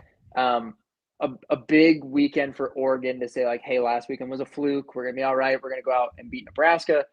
For Nebraska, it's, are you in the, when we talk about the Big Ten and we always say, well, it's kind of UCLA, USC, and everybody else. Like, is Nebraska part of the 3 or are they part of the everybody else? I think that's kind of what this weekend is going to say for Nebraska. I think Oregon's a little bit closer to that, top tier in the Big Ten than Nebraska is. So really fun weekend, really fun team. Unfortunate that I will not be able to watch because it'll likely be on Big Ten Network. So tragic. That's tough. That's really tough. Tragedy. Yeah. The thing spend the $10. Spend the $10. Do it. I won't even do it for SEC. I can't do it. Not against them. The thing is, this team, 26-6 overall, 4.42 ERA. Like, they're hitting 318 as a team as well. They've got good non-con wins. They beat Florida State in the non-conference early on. Yeah, they're doing all the things right. Like, they're showing up to baseball games and they're winning baseball games in a plethora of ways. I like this team. They're slugging the ball. They're doing all the things you want to see from a team. Now they're going to go do it against a good Oregon team. Like you say, they don't play anybody in the Big 12 or Big 10 yet. They're going to see the team that would most people pick second to finish in the Big 10. So this is the weekend to show us something if you're Nebraska fans. Arizona State at 17. They go to Arizona, and we said, hey, they got to, at this point, you feel like you got to sweep these series because they keep dropping one in all these Big 12 series. And I think that's kind of what's beating Arizona State up right now is that no matter what they do, no matter how good they look, they seem like they drop one of the 3 games in these series. And now they found themselves at 7-5 in conference. And while we think that the hitting's elite and there's some good pitching, Cole Garland is unbelievable. The Saturday game, they looked utterly helpless against Smith Bailey. And he's a good pitcher. He hasn't been that great this year. And he goes out and really stomps this team and shuts them down. And offensively, other than Hairston, there's some missing pieces. Like, I know that new Contreras, he's been on fire. They've had different pieces that have stepped up. But as a solid lineup, it's not really there other than Hairston right now. They got to figure something out to get more consistency. You saw it in the West Virginia series where they ended up losing 2 of 3. They drop one at Arizona. Yes, I know it's a rivalry series. It's always hard. That was Arizona's 10th freaking win of the season, guys. Like that, you cannot go down there and lose a game like that in a 7-4 ball game when you give up runs on errors and you don't win. You don't lose in a clean way. It was ugly. Like, if you had played a solid game, you probably win that baseball game. Tough loss for Arizona State. They have to figure out a way to start winning some series sweeps versus just winning. Because now at 7-5 in conference, they're 3 games back of UCF already this early, and they have a travel date with UCF on May 1st. So big things got to happen for Arizona State. I think that this is fair to have them here. They're somewhere in that 17 to 25 range with the offense they have, but they've got to be more consistent. And Hairston, it's going to be him or Dax Whitney in the 27 draft for the number 1 player. They're both, like, if you want a position player, it's him. If you want a pitcher, it's Dax. Like, that's how good these 2 guys have been this season in college baseball, and we get them for another season. So very excited about that. But Arizona sits at 17. Coastal Carolina up 4 here, Will. 16. They won, but they had a bad loss, but then they still won the weekend. They're still sitting 4 games ahead of everybody else, or 3 games ahead of everybody else in the Sun Belt. Yeah, I mean, that loss was so confusing. And I said it, I don't know if it was last week or 2 weeks ago. I kind of talked about Ross Norman not performing the way that I think the stuff is. He was one of those guys that when he transferred over, it was, this guy's going to be really, really good. Heard some good things from fall camp that the stuff was playing really well. He's going to strike out the world. He's not walking anybody, but hitters are hitting almost 300 against him. And yeah, I mean, he got shelled on Saturday. He really did. Like they really took it to him. So credit to South Alabama because they really did. They got after him. And was again, it like 16 to nothing? What was the score? Honestly, I can't. I remember it being 15-2. Yeah, a couple garbage time runs. Yeah, and the offense, I mean, we've seen this weird dynamic switch with Coastal Carolina just as a program over the last couple of years that has kind of flipped from what has always been a big bruising offense with, those scrappier Dean Mijos type players kind of sprinkled in. And now it's kind of flipped and they've become this really good pitching lab. And again, they're missing some really good arms. You still have to take that into account. If you're a Coastal fan, thank goodness for Rex Watson and Dean Mijos, because this team would really struggle without those two guys on offense, like big time. But they keep winning, right? They find ways to win. There's always credit. Now here's where the schedule gets interesting for them. So they've got Wake Forest on Tuesday. Wake Forest is playing better baseball. They go to Jonesboro next weekend. That's a really big series for Arkansas State. This is really the big test, I would say, right now. In 2 weeks, they have Texas State, and I'm going to be a big on that preview for that, because Texas State is one of the hottest teams in the country. Have scored 10-plus runs in 8 of their last 9 games. Chase Mora just set the program record for home runs over Paul Goldschmidt. Like, this team is freaking mashing the last month or so. And so that they have their top 2 series. Again, they don't have Southern Miss on the schedule. The best 2 teams they play in conference play are going to come in the next 3 weeks. I think that's when you find out, is Coastal just better than most teams in the Sun Belt, or are they a legit host contention? Because right now, like, I don't think that they're a host. I know we have them kind of right on the fringe of being a host if you just were to take the top 16 teams. I don't think they're that, but it's really hard to discredit a team that's 12-1 in conference play and just like finds ways to win. And again, they're still missing pieces. Like, if they get some of those pieces back for postseason play, the outlook is completely different. But right now, I'm just kind of waiting. This is a big weekend, though. I'm really excited for this weekend. It's going to be a lot of fun. Huge Sun Belt series for them. And then the real test, or the next real test, is Texas State in 2 weeks. I'm excited for the next 7 games that they have, honestly. I think that it's a big part of their season here coming up. And I think that those are going to be very, very important. But like, to your point, if you said, hey, if you take Arizona State or Coastal to host, I'm taking Arizona State, and it probably shouldn't be that way, like the way that Coastal's played in conference. But I feel that Arizona State might be a better host team, but we'll see. I mean, Coastal's got a chance to prove it here. I mean, Arkansas State's no gimme, and that's been a tough game for them. I mean, and it's the toughest part of their series, of their season so far, is for Coastal, is the next 7 games. So I'm excited to see those. West Virginia here at 15, Jason, down 2, not a big drop. They played a tough series against UCF, and at home it was tough to lose. But I still think this team has a lot of good mojo going. Yeah, they've got a lot of good mojo going. And, the numbers for the computers and like them, they're kind of in that 90th percentile for both hitting and pitching in D1. So they've got a lot of things that from a season perspective look good. But really, I think, Will, you said it kind of well, that they've kind of looked asleep a little bit on Sunday, which was unique given kind of the gravity of the weekend. And I think another thing that kind of stands out for me for this team is the pitching is starting to worry me a little bit. I know when they lost Meyer, it was like, okay, that's okay. They've got Montessa. Yale is good. Like, they'll be fine. Well, Montessa is kind of really hasn't been the same since his like early months success to begin the year, and Yale got shelled by UCF. So I mean, Max has been phenomenal the previous 2 weeks. So you give them the grace and say like, hey, that happens. Like, you played a good team. It was a big environment, but I mean, we talked about it with, the injury in the second inning. It was, they kind of had a pseudo perfect storm to take game 1, because you got their Friday guy out immediately and kind of abruptly, not kind of, very abruptly.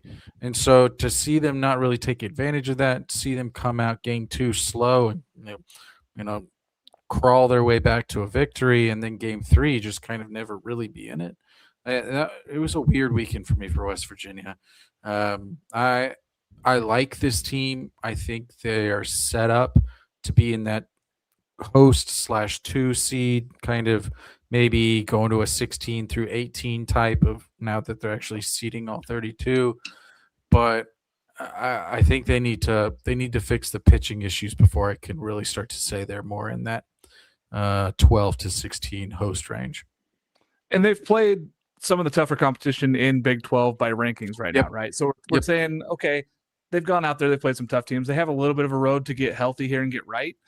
But I'm with you, Jason. I have question marks. And for a team that I always describe them as so gritty and tough, Sunday they didn't look either of those things. They kind of just were like, oh, we're here. We're at the ballpark. Yeah. We're cruising through the motions. And at home to really just get beat up like that by UCF's third starter, and the bullpen was already thin for UCF as is, and you couldn't get into that bullpen. It just kind of felt weird that there was just no real fight for that team. For a team that battled so hard to come back and win on Saturday. They gave everything to win that game on Saturday. I don't know. I was a little shocked, honestly. 100%. I seen Graveline get that walk off in game 2. It was like, sorry, UCF, momentum, it's on the side of, Morgantown. You're screwed game. Got one run against I thought I lost Sunday my pick starter. after that comeback. When Graveline hit that ball, and I'm like, oh, well, there goes my pick for taking UCF over the weekend. And then, keeping an eye on watching the game while I'm out on the golf course on Sunday. I'm like, they're just not hitting. They're just swinging. They're just swinging and missing. They're just not putting the ball in play effectively hard. It was just soft ground balls and weak fly balls, and it really didn't feel competitive. Honestly, Yeah. It was. We talked about Virginia's OBP being 310. Theirs was 288 on the weekend. OBP. So as I talked about at the beginning, this was the weekend of the pitching. There was a lot of guys going up to the box and then going back to the dugout. And, it was not good. Yeah. Let's move on to our next team here, number 14, USC. Listen, they do drop here a little bit as they needed to. They dropped 5. It's a weekend sweep, but they were right in that game on Friday. They were right in that game. They were down 1 in the 6th inning. They were also ahead of most of the game on Saturday. They were winning most of that game against UCLA on Saturday. They had put up the offense. They had the pitching going. Both times UCLA kind of put up runs late. In that second game, it was 4 runs there late in the 6th inning, and then 1 in the 8th to kind of seal it up after USC had come back and tied that thing back up. And then Sunday, it kind of just felt like maybe there was just not quite enough bullpen arms left to kind of hold this UCLA team down, who's very, very good. We all agree UCLA, number 1 by a long ways. USC is a top 15 team. I don't care what other people think that they think. They haven't played. They stuck with UCLA, the number 1 team in the country, by a large margin, in my opinion. And I know Will feels the same. It's a pretty big gap there, I think. And they stuck right with them all weekend. This is a very good baseball team. This is a team that's going to pitch their way into a lot of wins. They have the last season series is against Oregon at Oregon. And I think that's going to be a big thing for both those two teams also. I'm excited for that one. But I think USC is going to win a lot more Big Ten games. They're very good. They've shown that they can hit a little bit more than I think that they had the previous 4 weeks. The last couple of weeks, they've been able to hit a little bit more. I liked where the pitching's at. I think that they're not getting enough credit for where they are and how they started this season. And, I am a big fan of what they got. Coach Stank is one of the best in the country at what he does, and he competes, gets these guys to win day in, day out. I like where they're at. I think Mason Edwards is fine. A couple not the best starts for him in a row. He's going to come back out this week, I believe, and just shove. So I'm big on USC still. I don't think people should be dropping them out of their top 15 quite yet. Nope. Number 13, Jason, Texas A&M, up 6. This is a team that's been hitting. They have been finding ways. They lost the first game, but then they won the next 2 pretty convincingly. Yeah, Texas A&M for me, I think I've been trying to hop on the Aggie bandwagon basically since about 3 weeks before the season started, and we started jumping. I was like, look out for the Aggies, look out for the Aggies. They hit home run. They hit ball real far. I don't know if anyone saw the Hakopian home run. The stadium is basically smushed. Yeah, it's smushed in the campus. So it's about 2 hours for me. So I go to quite a few of the games. And he probably hit that ball halfway up the building. So I don't know the track band numbers on it, but ball went real far. And then you have Caden Sorrell, who, I keep trying to talk about this guy's not being talked to. This guy, all I see is everyone, and I get rightly so, Chalowski, and everyone's talking about, this guy. Where's Caden Sorrell? Is it because he just doesn't maybe have an elite position? I don't know. Because this guy, Golden Spikes winner, and he was my SEC Player of the Year preseason. Holy shit! He hit a train. He hit a train with the ball. They are, for me, they're an absolute. I'm going to steal their wagon. Do it. Love this team. Vanderbilt's a good team. Like Vanderbilt hit lots of long balls too. I think they hit 9 home runs. This is like the one aberration where both teams had like a 950 plus OPS between the two of them. A&M had 11 bombs. Vanderbilt hit 9 bombs. The ball was flying and hitting any obstacle that was in the outfield, or beyond the outfield. That is. So the only thing that kind of brings me a little bit of hesitancy with A&M is their pitching. Aiden Sims was phenomenal. Don't get me wrong. Sadeo was 10 Ks and 5. That's phenomenal, but they still, it just felt like every time that they were trying to edge forward, they had a bullpen guy give up a bomb, or they were in the 6th and they gave up a round tripper. And again, like that's kind of just the way Vanderbilt's offense is. It's so weird. It's almost like the opposite of what it has been. Like you got like Colin Barcy just going ham. So I think that's kind of just a representation of who Vanderbilt is. But in order for me to become the conductor of the Texas A&M bandwagon, I'm just going to need to see Moss and Sadeo be more consistent. If they can get Moss and Sadeo to be as consistent as Sims has been, look out. Because I think this is behind Georgia Tech and behind UCLA, because I don't want to be too silly. And probably even behind Georgia. I'm getting silly again. They're one of the top 4 to 5 offenses in the country. So I would not, my assumption is they're going to host a regional. If I'm one of those top 8 national seeds, and they may end up being top 8, I don't know. I'm not Miss Cleo. I'm not forecasting it. But if I was one of those top, I'd be pissed if I saw A&M on the opposite side, because they can absolutely mash. Yeah, and in a lot of preseason polls, people didn't have them in the top 25, or they had them at the low end of the top 25. They had them like the middle of the SEC. I was able to choose them as my dark horse to win the SEC. Smart. I'm high on this team. I really think that this team has so much potential. And you're right. If Sadeo can go 6 innings for this team all of a sudden and go out there and give them 6 solid innings, that sets them up so well for the weekend. I think that this team has huge potential. Hakopian's healthy. You see what they can do when he's in the lineup now. And they have those 3 guys. And if Bear Harrison gets going, I said this on last Thursday show. I'm like, if Bear Harrison gets going, boy, the rest of this lineup is just going to tear off. This is a team that could hit 350 the rest of the season. It wouldn't surprise me. That's how good this team is. I'm with you, Jason. For sure. Yeah, good lineup. Hashtag good at ball. Next. They're very good. Texas A&M at 13 continues to climb. Number 12, the team that moved up the biggest, UCF, and I think they impressed the heck out of everybody this weekend. And if you didn't catch enough of their ball game, they can win baseball games a lot of different ways. They'll slug baseballs. They'll go out there. They're a team that hits 294. They're right there, right around 300, okay? But they hold teams down. Like, they're such a good pitching team also. But they're holding teams down. I think their team average against 219. That's what they're holding opponents to hitting right now, is 219 in the country. That's insane. They have a 4.04 ERA.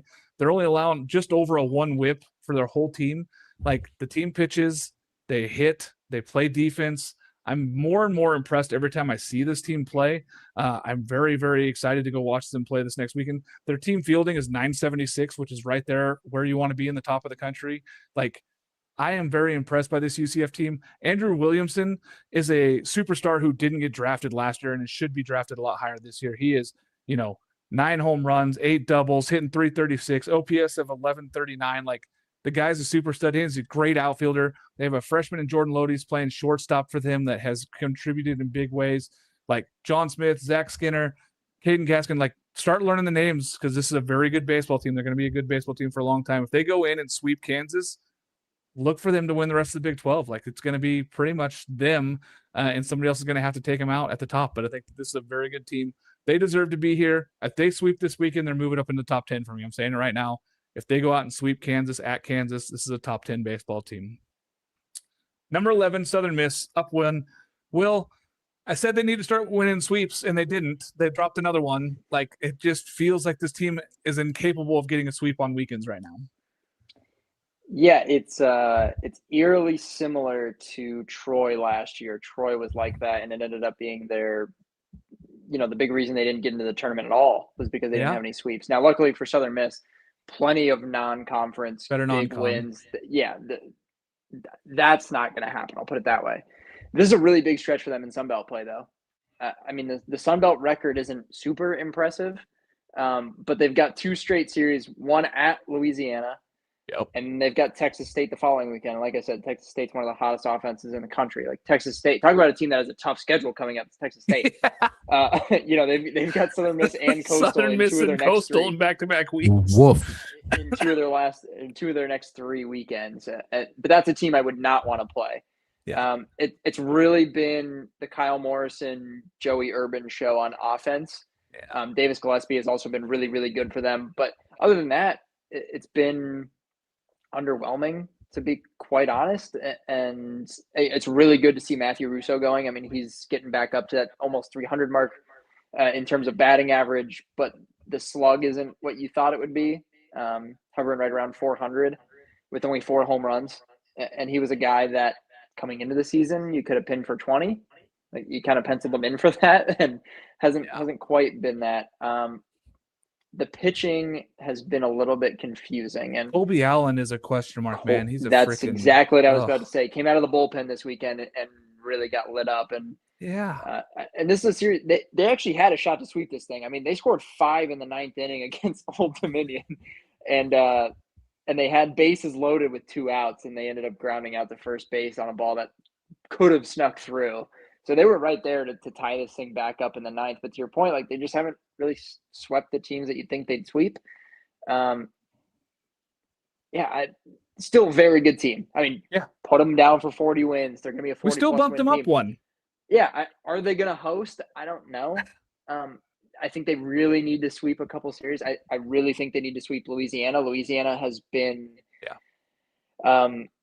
quite honestly, like less than mid on offense, like not a good offense. And Southern Miss really needs to take advantage of that this weekend. There's a really good opportunity to win 3. It's still a hostile environment, but Louisiana's offense has a lot more to be desired than what they've shown, and they can take advantage of that. Texas State, honestly, I think is going to give them fits because I don't think they're going to out-hit them. So if Texas State gets any form of pitching over the course of that weekend, like I wouldn't be surprised to see the Bobcats take that one. But if you're Southern Miss, you got to take the next 2. I think there's a really good opportunity for them to get a Sun Belt sweep. And then they've got Texas State, which is going to be a huge challenge for them. That's kind of their make or break series in Sun Belt play the rest of the way. Texas State, by the way, going to get the first take. Oh, go ahead. Yeah. No. I want to hear Texas State facts. My Texas State is welcome to winning the first Pac-12, the newly formed Pac-12 next year, because I think that this team is like that. dynamite. Ooh. Like they're electric for next season. And if they keep everybody, I know transfer portal and all that stuff is brutal to some of these teams, but this team looks even better for next season. Like, and this is a good team this year. So sorry, didn't mean to cut you off there, Jason. No. You didn't cut me off. My hot take, I don't know how good Southern Miss is, and maybe that's not a hot take. I mean, there were some people who had them as like the number 1 team in the country like 3 or 4 weeks ago, which was bananas, but it is what it is. I get it. Like they had some phenomenal. Whoever schedules, I said they almost feel like Oregon State for me last year. It's like every single time I look at them, I'm like, why do the computers love them so much? And I get it. Like they scheduled so incredibly well, but I look at App State, I look at against Arkansas State, I look against Old Dominion. Like every single time, it's like, it's not that you're just losing a game. It almost felt like Troy a little bit last year, where they didn't lose a series, but every single time, it's like the run differential was like +4, like +3.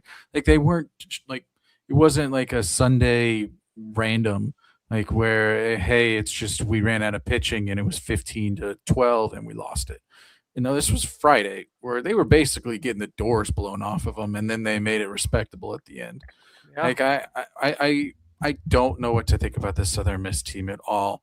And right now, I think they're on that edge of hosting. If this is kind of one of sometimes where it may almost be good to be that like 17 or 18 seed if they're the 16, because then you can kind of go into it hungry and you can try to like pull that off. Because now don't get me wrong, you're not winning a lot at Southern Miss. Like here, I get it, phenomenal environment, but I also think you're going and it's like, well, do I want to host and have like a really good two and have a lot of pressure, or do I want to go in there and like, hey, we think we can take their Saturday guy, because if Old Dominion can take them to the woodshed, like then we probably can too. So I don't know what to think about the Southern Miss team, but I do think that the manner in which they built their schedule really inflated their early season overall value. Yeah, I think That's only all. one team from that Sun Belt hosts, and I think it's going to come down right now to Coastal and Southern Miss. Coastal gets healthy and gets their arms back at the right time, then they go and win the conference tournament. I think maybe they get in that host seed, and I think Southern Miss gets bumped out. I'd be shocked if two Sun Belt teams host. I don't believe that there's two that should be hosting. I don't think both of them should host. One of them should host, possibly, but I don't think both should host. Number 10, Auburn is up 5, Jason. A good weekend after a bounce back weekend, right? Because they struggled the previous weekend and they come back and bounce back and get a big weekend series. Now, I know that we keep talking about Arkansas, but it's still Arkansas. It's still an SEC series, and you still got to hold track at home. I mean, really, their little blemish was Arkansas had two pitchers just stand on their head. Like they scored 2 runs that game, but that's one of those ex-Wobas where it probably should have been a shutout. Like the hits that Auburn had in game 2 were kind of like, how the hell did that thing get through? Like that's another thing about Arkansas. Their defense sucks, but we're talking about Auburn. Auburn's pitching is elite. Elite. They have 4 starters. Like I don't think that most teams are struggling to find if they have like a second or even a third starter. Auburn has 4. Like they had who came in? Was it Sanders? Sanders came in Sunday in the 5th, and I remember thinking to myself like, why did the hell did they just take out Petrovic? It was like that guy was on like fire. Like I get it, he gave up 3 runs, but I mean that was in that wacky ass second inning. Like what are they thinking? And Sanders literally, like, they didn't do jack shit against him. So I mean, when you have 4, they're one of those teams. Almost reminds me like NC State, where if you can't get past like pitcher 6, you're just screwed. Texas is the same way this year. Auburn feels like it's the same. If you can't get past those 6 pitchers, you're screwed, because Bristol Carter is going to fake bunt every single time he gets up there. He's just going to get on. He does what Bristol Carter's going to do. So clutch. Fralick's going to hit a ball to the moon like he did on Sunday. Eddie Madrigal getting healthy. Yeah, like they're going like Terrell's not even like playing to Terrell or Rembert really aren't kind of like playing to like their abilities, and so like if their offense can just take that next little step up, I mean we have them right now very highly rated. RPI I think has them top 5. Like computers freaking love Auburn, and it makes sense because they don't strike out, they get on base, and they strike out a shit ton of people. So I think the sky is the limit for Auburn if they can just take another like marginal step up from a hitting perspective. Yeah, and they have the guys. They and we talked so much about this lineup. We didn't know what the pitching was going to be, and now we find out that they've got 4 aces basically going throughout the weekend, and it's dumb. Like that's ridiculous. Marciano is unmatched right now in the country as far as Friday night SEC play. He's so freaking good, and he just continues to show up. But this Auburn team, if they figure out hit, like you said, Jason, this is a top 5 team again. Like there's no reason why this team couldn't jump into the top 5 and be a national seed. That's how good this Auburn team's potential. The potential's there, and if they can figure out the hitting, they're right there. And we kept talking about how Rembert's got one of the best hit tools in this conference and in this draft class, and he hasn't really shown up yet. And they just got Eddie Madrigal healthy, who's a 400 hitter with 21 home runs. Like they could be really taken off here pretty soon. We could see a different Auburn team in 3 weeks. Arkansas had a 578 OPS as a team versus Auburn on the weekend. Auburn's pitching #good. #good. really good. And like we already mentioned, the 39 strikeouts, so really good. Yeah. Arkansas hitting #really bad. Really bad. But Number 22nd in the 9. nation. Number 9, I got Alabama here. Listen, up to big weekend series win, right? Like, yes, it's always hard to go on the road in the SEC. They go win and take 2 of 3. They were up early and knocked out Mercurius early on that Thursday game. And I don't think anybody thought that was going to be the case. I thought that was the game that Oklahoma had a chance of winning. And we're like, okay, this is the one that they're going to be. If Oklahoma wins the series, they have to win this one. When they got blown out early, and Oklahoma tried to come back, I'll give them credit. Faye was really good in that one also, holding down this Oklahoma roster down for the first 6 innings of that game. The offense for Alabama is alive and well. Fowler goes and hits 2 home runs in his first 2 at-bats. Like, I am really excited that they're healthy, and you're seeing a healthy team that's really excited to be playing baseball together, and they're playing really good baseball, team baseball. Now, Cam Johnson was a freak on Friday and just shut them down. Like, he had a really good performance for Oklahoma, and shut this team down. But then they come back out and win on Saturday in a 3-2 ball game. So it's not like this team has to slug their way into baseball games, but they are able to hit. And I really like this lineup. LeBron still struggling. I want to see more from him. If he can figure some things out in SEC play and get going, this team is also one of those teams that's right on that fringe of top 5. But I think that for me, I still think Auburn has higher potential, but I think Alabama is right there, and it definitely deserves to be where they are here at number 9. Big weekend series against Arkansas at home. They get to host Arkansas, and if they take 2 out of 3 here, again, it's going to be hard to say that this team doesn't get back up there in near the top 5. Sweep. Got the brooms out for Alabama and Tuscaloosa. Hey, it'd be huge, and it'd be a brutal awakening for Arkansas fans if they drop to 5-10 in SEC play. So we have Alabama here at number 9. Another SEC team, Mississippi State, down 4, but it was a tough weekend for them. But they were right in those ball games. It's hard to really discredit them more than where we dropped them down to 8 here. Yeah, agreed. I think if you want to knock them for anything, it's the fact that they got swept at home. Yeah, that's really the only thing part. I can say. But still, no McPherson though. Like, let's not forget. Like, still McPherson missing the Fridays. Yeah. Like, and for how close those games were, I'm not saying that they win the series with him, but it changes the pitching matchups a lot across the weekend. That's a really big loss for them still, and to see them compete with Georgia, who is very, very good at baseball. I mean, you have to be fired up for Mississippi State, right? Like, we've talked about Coastal, like, oh, if they get Fluky back, if they get these guys, same thing with Mississippi State. Like, watch out when they get McPherson back. They're going to be even better, right? They're really finding their stride in a lot of ways. This is a really good stretch for them coming up.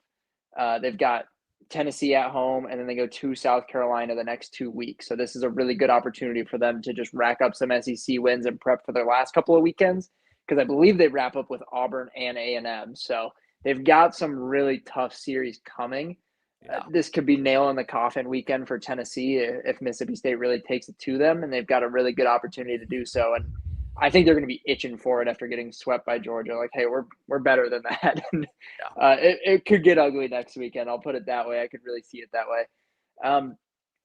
I think Mississippi State, regardless of what happened in that series, I believe this is still a national seed. Like, I just do. I think this team is really freaking good. I like them a lot. Yeah. They're a very good baseball team, and it feels weird to look at this team and be like, oh man, they're 7-5 in conference, when it feels like they dominated so many games, but they've also been swept. And it's like, man, what happened? Like, we thought that this team, they're very good. To me, there's still question marks without McPherson, and we don't know how long he's going to be out for. And if they get him back, it makes a big difference, right? Like, if he comes back on Fridays, it's going to be a huge difference for this team. But if they're missing him the rest of the season and he doesn't come back, their kind of arms are feeling like they're maybe not up to par for the entire weekend. And maybe it's just guys need more innings. Maybe it's the guys, they've thrown a lot of freshmen out there, so these guys are going to get better as the season goes on. But I still have my worries. But I think overall the team and what Brian O'Connor's done, I'm with you. I think they're a national seed team. I think they're still right there. I got one little thing for Mississippi State. You said, why are they 75? Pretty simple. They played a really good team in Georgia, and they made a pretty bad decision versus Arkansas in game 1 of a doubleheader. You had Valencia's going and dominating, and they were up, I think, like 6 or 7, and they brought in bullpen piece number 1 in basically a runaway game in game 1 of a 2-game in a doubleheader. It was kind of like one of those. It was like, I get it, you want to secure at least one win, but it was also kind of like, why aren't you holding on to this guy to get like for game 2? So we always say it's hard to win both in the doubleheader. That was part of it. Game 1 went to extras. That was the one where Pompey hit the walk-off home run. So, I mean, really, you've got 2 weekends that are kind of like, oh, that makes sense. And that's where 5 of their, that's where 5 of their losses come from, is those 2 weekends.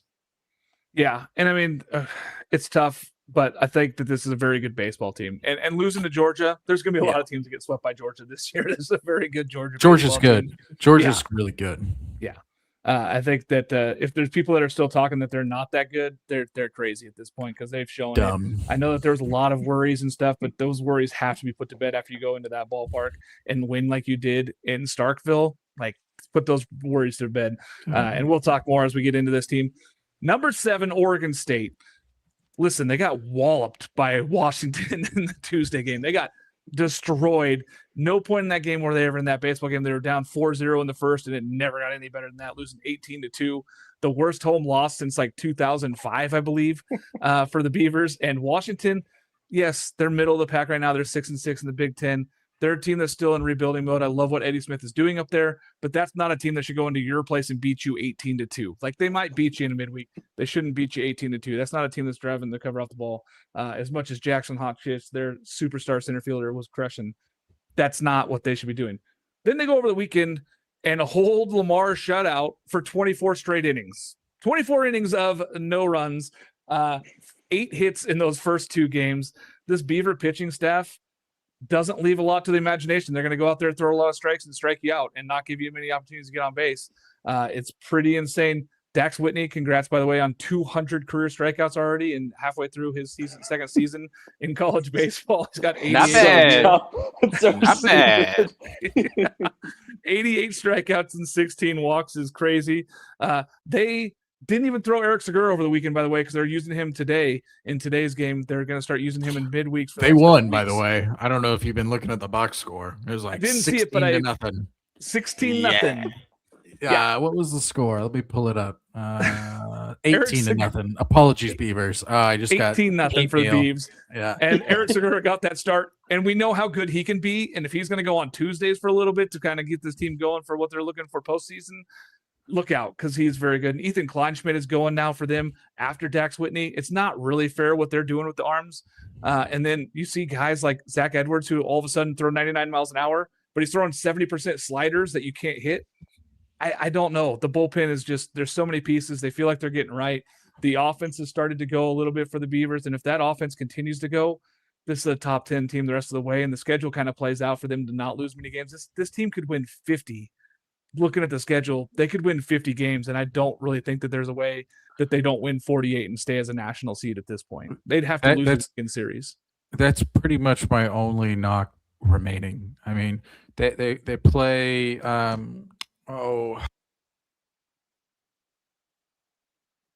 they got Cal Poly this weekend. They play Hawaii in a couple weeks. Oh, we lost your. Can we hear? No, he's muted. I can't hear you. Sorry. My microphone got unplugged. You're back. It muted me. No, so they play Oregon at home, but then I think they play Portland again. They have another midweek against Oregon on neutral side at Hillsboro. Correct. But you look at it, and it's just a bunch of like RPI top 100 teams. Not top 100 teams. Top 100. So I think the only thing that could hurt them is A, they have a lot of home games coming up, which makes sense because they've been playing a lot of away games, and B, a lot of those are going to be Q3, Q4 games. So it makes sense for them to go bananas on these teams because they do need to kind of increase that run differential because the strength of schedule will go down, not up moving forward. Yeah, they have they're at home against Cal Poly, and then they're at home against Cal State Fullerton, like 2 teams. And then Hawaii at home against Hawaii, so they get 3 straight home at series. home. Then they got Long Beach State away, and then Air Force at home. So I mean, there's not another. I don't think they're going to play an NCAA team on a outside weekend. Oregon. On a weekend is what I mean. Oh, on a weekend for sure. Yeah. Until the actual tournament itself. Yeah. Yeah. And there was a while there for a minute there where I thought Cal Poly was that team, and then they've kind of fallen off lately. So it's like they don't really face the top 100 team. And so they're going to have to continue to win. But 50 wins, you pile them up, they're still probably going to give you a national seed for that. Yeah, so. they're going to be a national seed. They're going to have, if I were them, I would probably pitch off game one because they're going to get like a San Fran, or they're going to get one of those 4 seeds that are in the West Coast that's not going to be as high on the RPI. And then you're going to have, the best pitcher in college baseball going game 2. Yeah, they're good. They'll be fine. Yeah. Yeah, if you call pitching off throwing Eric Segura on your Friday when he was a weekend rotation guy as a freshman. You're just not pitching your freak. I know you mentioned who's going to be in 2027. You don't overthink it. It's Dax Whitney. He should have been top 5 coming out of high school. So whoever overthought it at that point made a bad decision. Yeah, when people are like, "Oh, we can wait and get him in the second round," I'm like, "Yeah, it no, costs you a lot of money." you may somebody should be somebody should get fired for that one. Yeah. Number 6, UNC. I have them as well up to. Listen, they took 2 of 3 from a very good Boston College team, and they had to battle for those wins there. I think that they have probably close to, if not the best, pitching rotation on the weekends in the ACC. They're right there with the Florida States of the world. And the hitting is coming around. And the more this team continues to hit, the better this ranking is going to continue to go up for these guys. I think that what Scott Forbes has done, he's built a pretty good monster with some guys on the left side of the infield there. And they are starting to hit. Schaffner has really shown up as a superstar shortstop. And the fact is, if he gets going, look out, because this is a really, really good baseball team. I'm excited for what UNC is doing. I'm excited for this rotation. I think that there's so many pieces, and Glauber's not even coming out of the weekend rotation yet. Like, he's coming in and out of the bullpen, and he could be a 4th starter. So as you mentioned, Jason, there's not a lot of teams that have 4 starters. UNC might have that too. Like, they have some really talented arms. So I'm excited for what they have. I think that their bullpen, everything, all the pieces seem to be working for them. And their ACC schedule lightens up a little bit here for a minute. I think that they could go on a big run here and really put themselves near that top 5, just right there with Florida State's and Georgia Tech's of the world. Speaking of number 5, Jason, Florida State up 1, no Miles Bailey, no problem, still beats Virginia.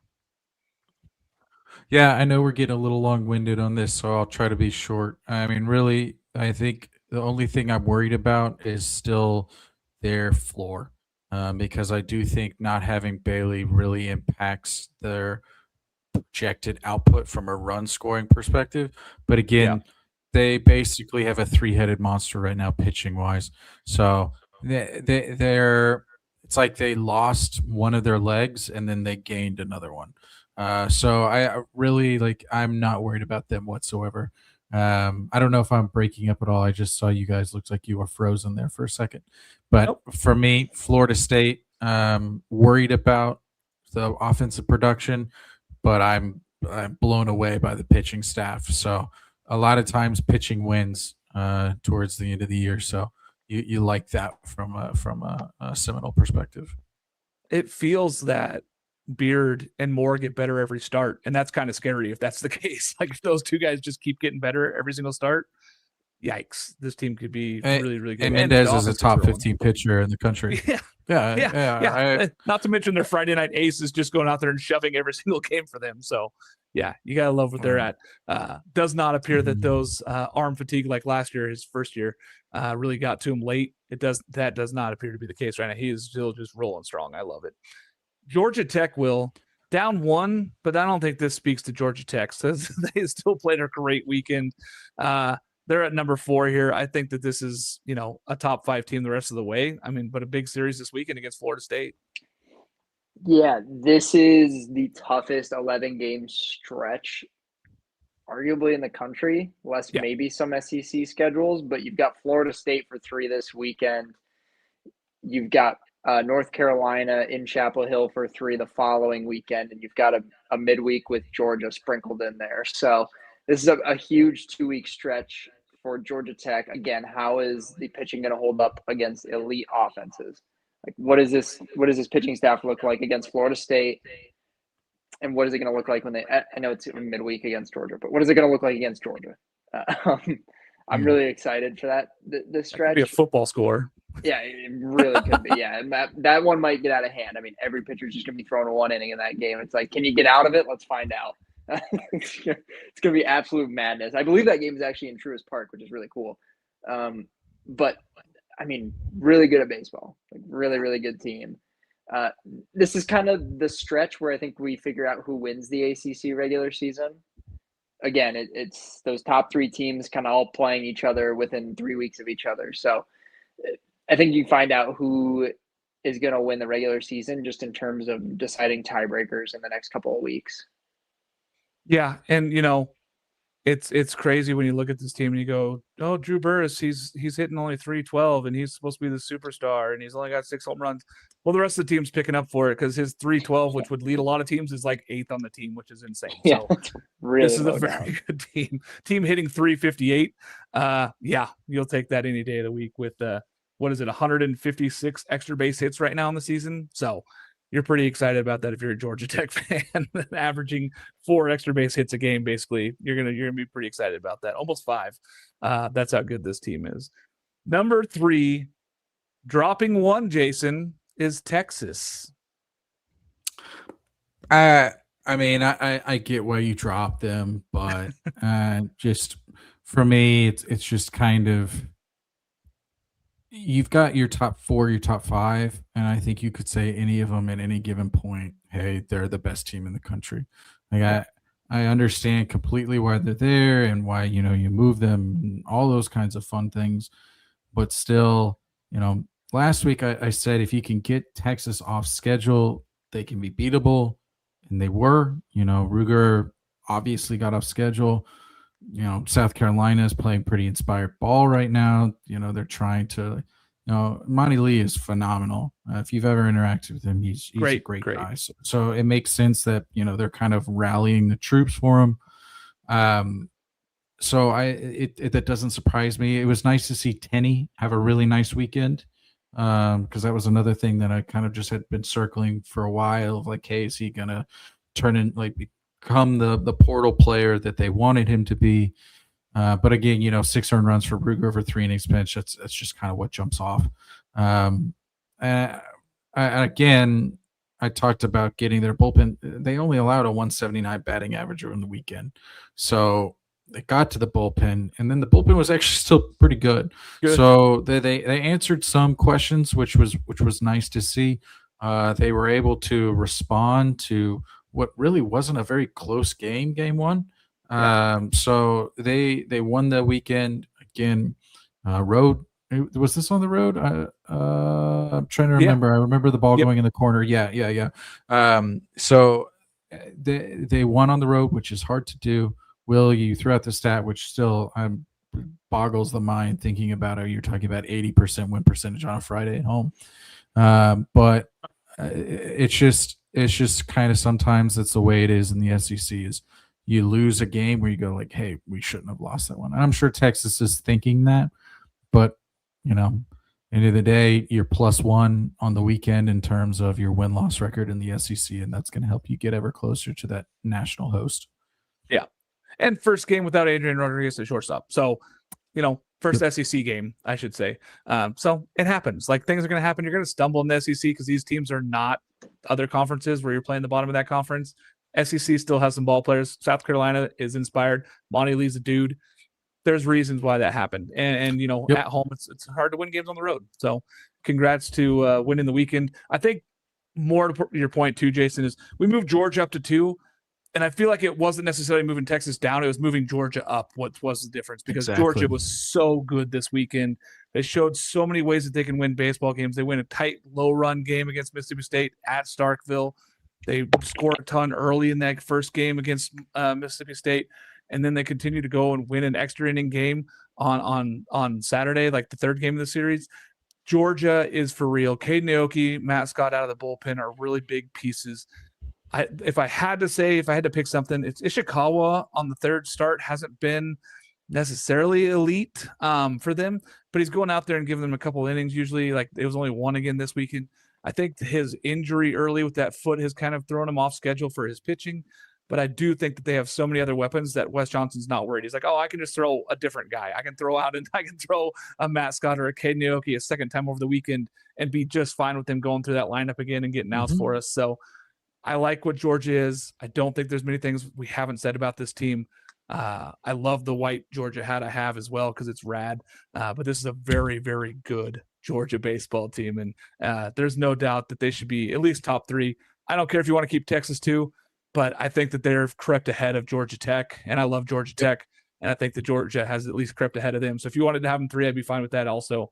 2, 3, I'm fine with any of those. And of course, number 1, UCLA.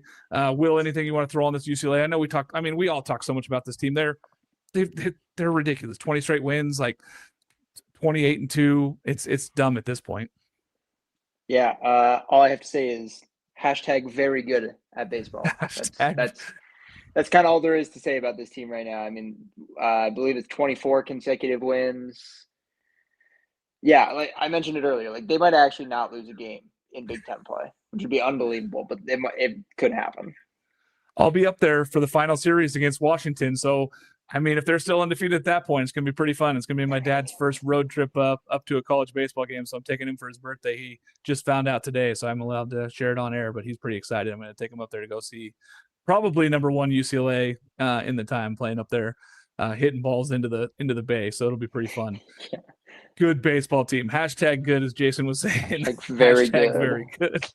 Yeah. Any final thoughts here, fellas? Jason, any final thoughts before we tee it up for the rest of the evening? Yeah, I got one. I'm going to use a Easter analogy here.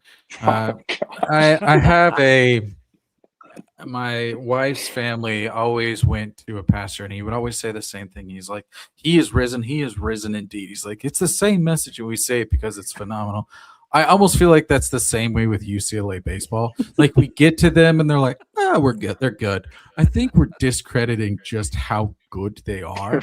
Like it's just wild to me. It's almost like we just keep repeating the same message over and over of like, we just almost lose the forest for the trees and how good they are. So my analogy is here is like Jesus is Savior. This is fantastic. We love Easter. And you hear that message all the time, and it's such a true message. It's almost the same thing with UCLA and college baseball. Hopefully that doesn't come across as sacrilegious. It just seems like a very fun analogy to be making. Just saw a message from my little brother apparently watching the show that my dad is going to be so stoked that he's going to the game. So yes, Jordo, Dad's going to be excited to go to the baseball game this week. Or that last week. Will, any final thoughts as you have as we head into the fun week? Good transition there, Mark. Appreciate that. Love that. That was a great analogy. I love that. Hey, I shared a lot of good stats for UCLA last week. This week I just came into it like, yeah, they just kind of steamrolled. Like it's just so good. They're just ridiculous. We're an hour and 57 in. I get it. It's just as soon as we said it, I was like, I had a conversation with my wife about Easter, and we always talk about how he just says like this, like, just because it's the same message doesn't mean it's not true, and we should cherish it. And I'm like, this is UCLA baseball in a nutshell. Feels very on point, Jason. Yes. No, I'm all over it. Yeah. I've got nothing. Respect Texas State. That's my message. Respect the Cats. I like it. They're rolling right now. Respect Texas State. Go watch some college baseball. There's so much good college baseball to watch this week and this weekend. If you are in Lawrence, Kansas, come out and see me. I'll be at that Kansas versus UCF series for 1-2 in the Big 12. Get a steak. Tell Fitz to make you a steak. They'll make you a steak. Oh, I'm excited. I'm also going to I'm going to be visiting a nice steakhouse while I'm there as well. Some friends own a steakhouse out there that I'm going to go be visiting as well, so I'm pretty pumped. Well, it's no shade against Kansas, but it's not the same setup as like a SEC. So they literally have a grill on top of their dugout. Effectively. So I remember, it was near the end of one of their scrimmage, and it just started like smoking from the home plate, and they were cooking steak. And I was talking with Fitz and Coyne after the game, and they're like, "You want a steak?" I was like, "Hell yeah, I do." Yeah, absolutely. So literally post game they made me a steak. So yes, tell Love them to grill you a steak. I bet they will. I'm excited, man.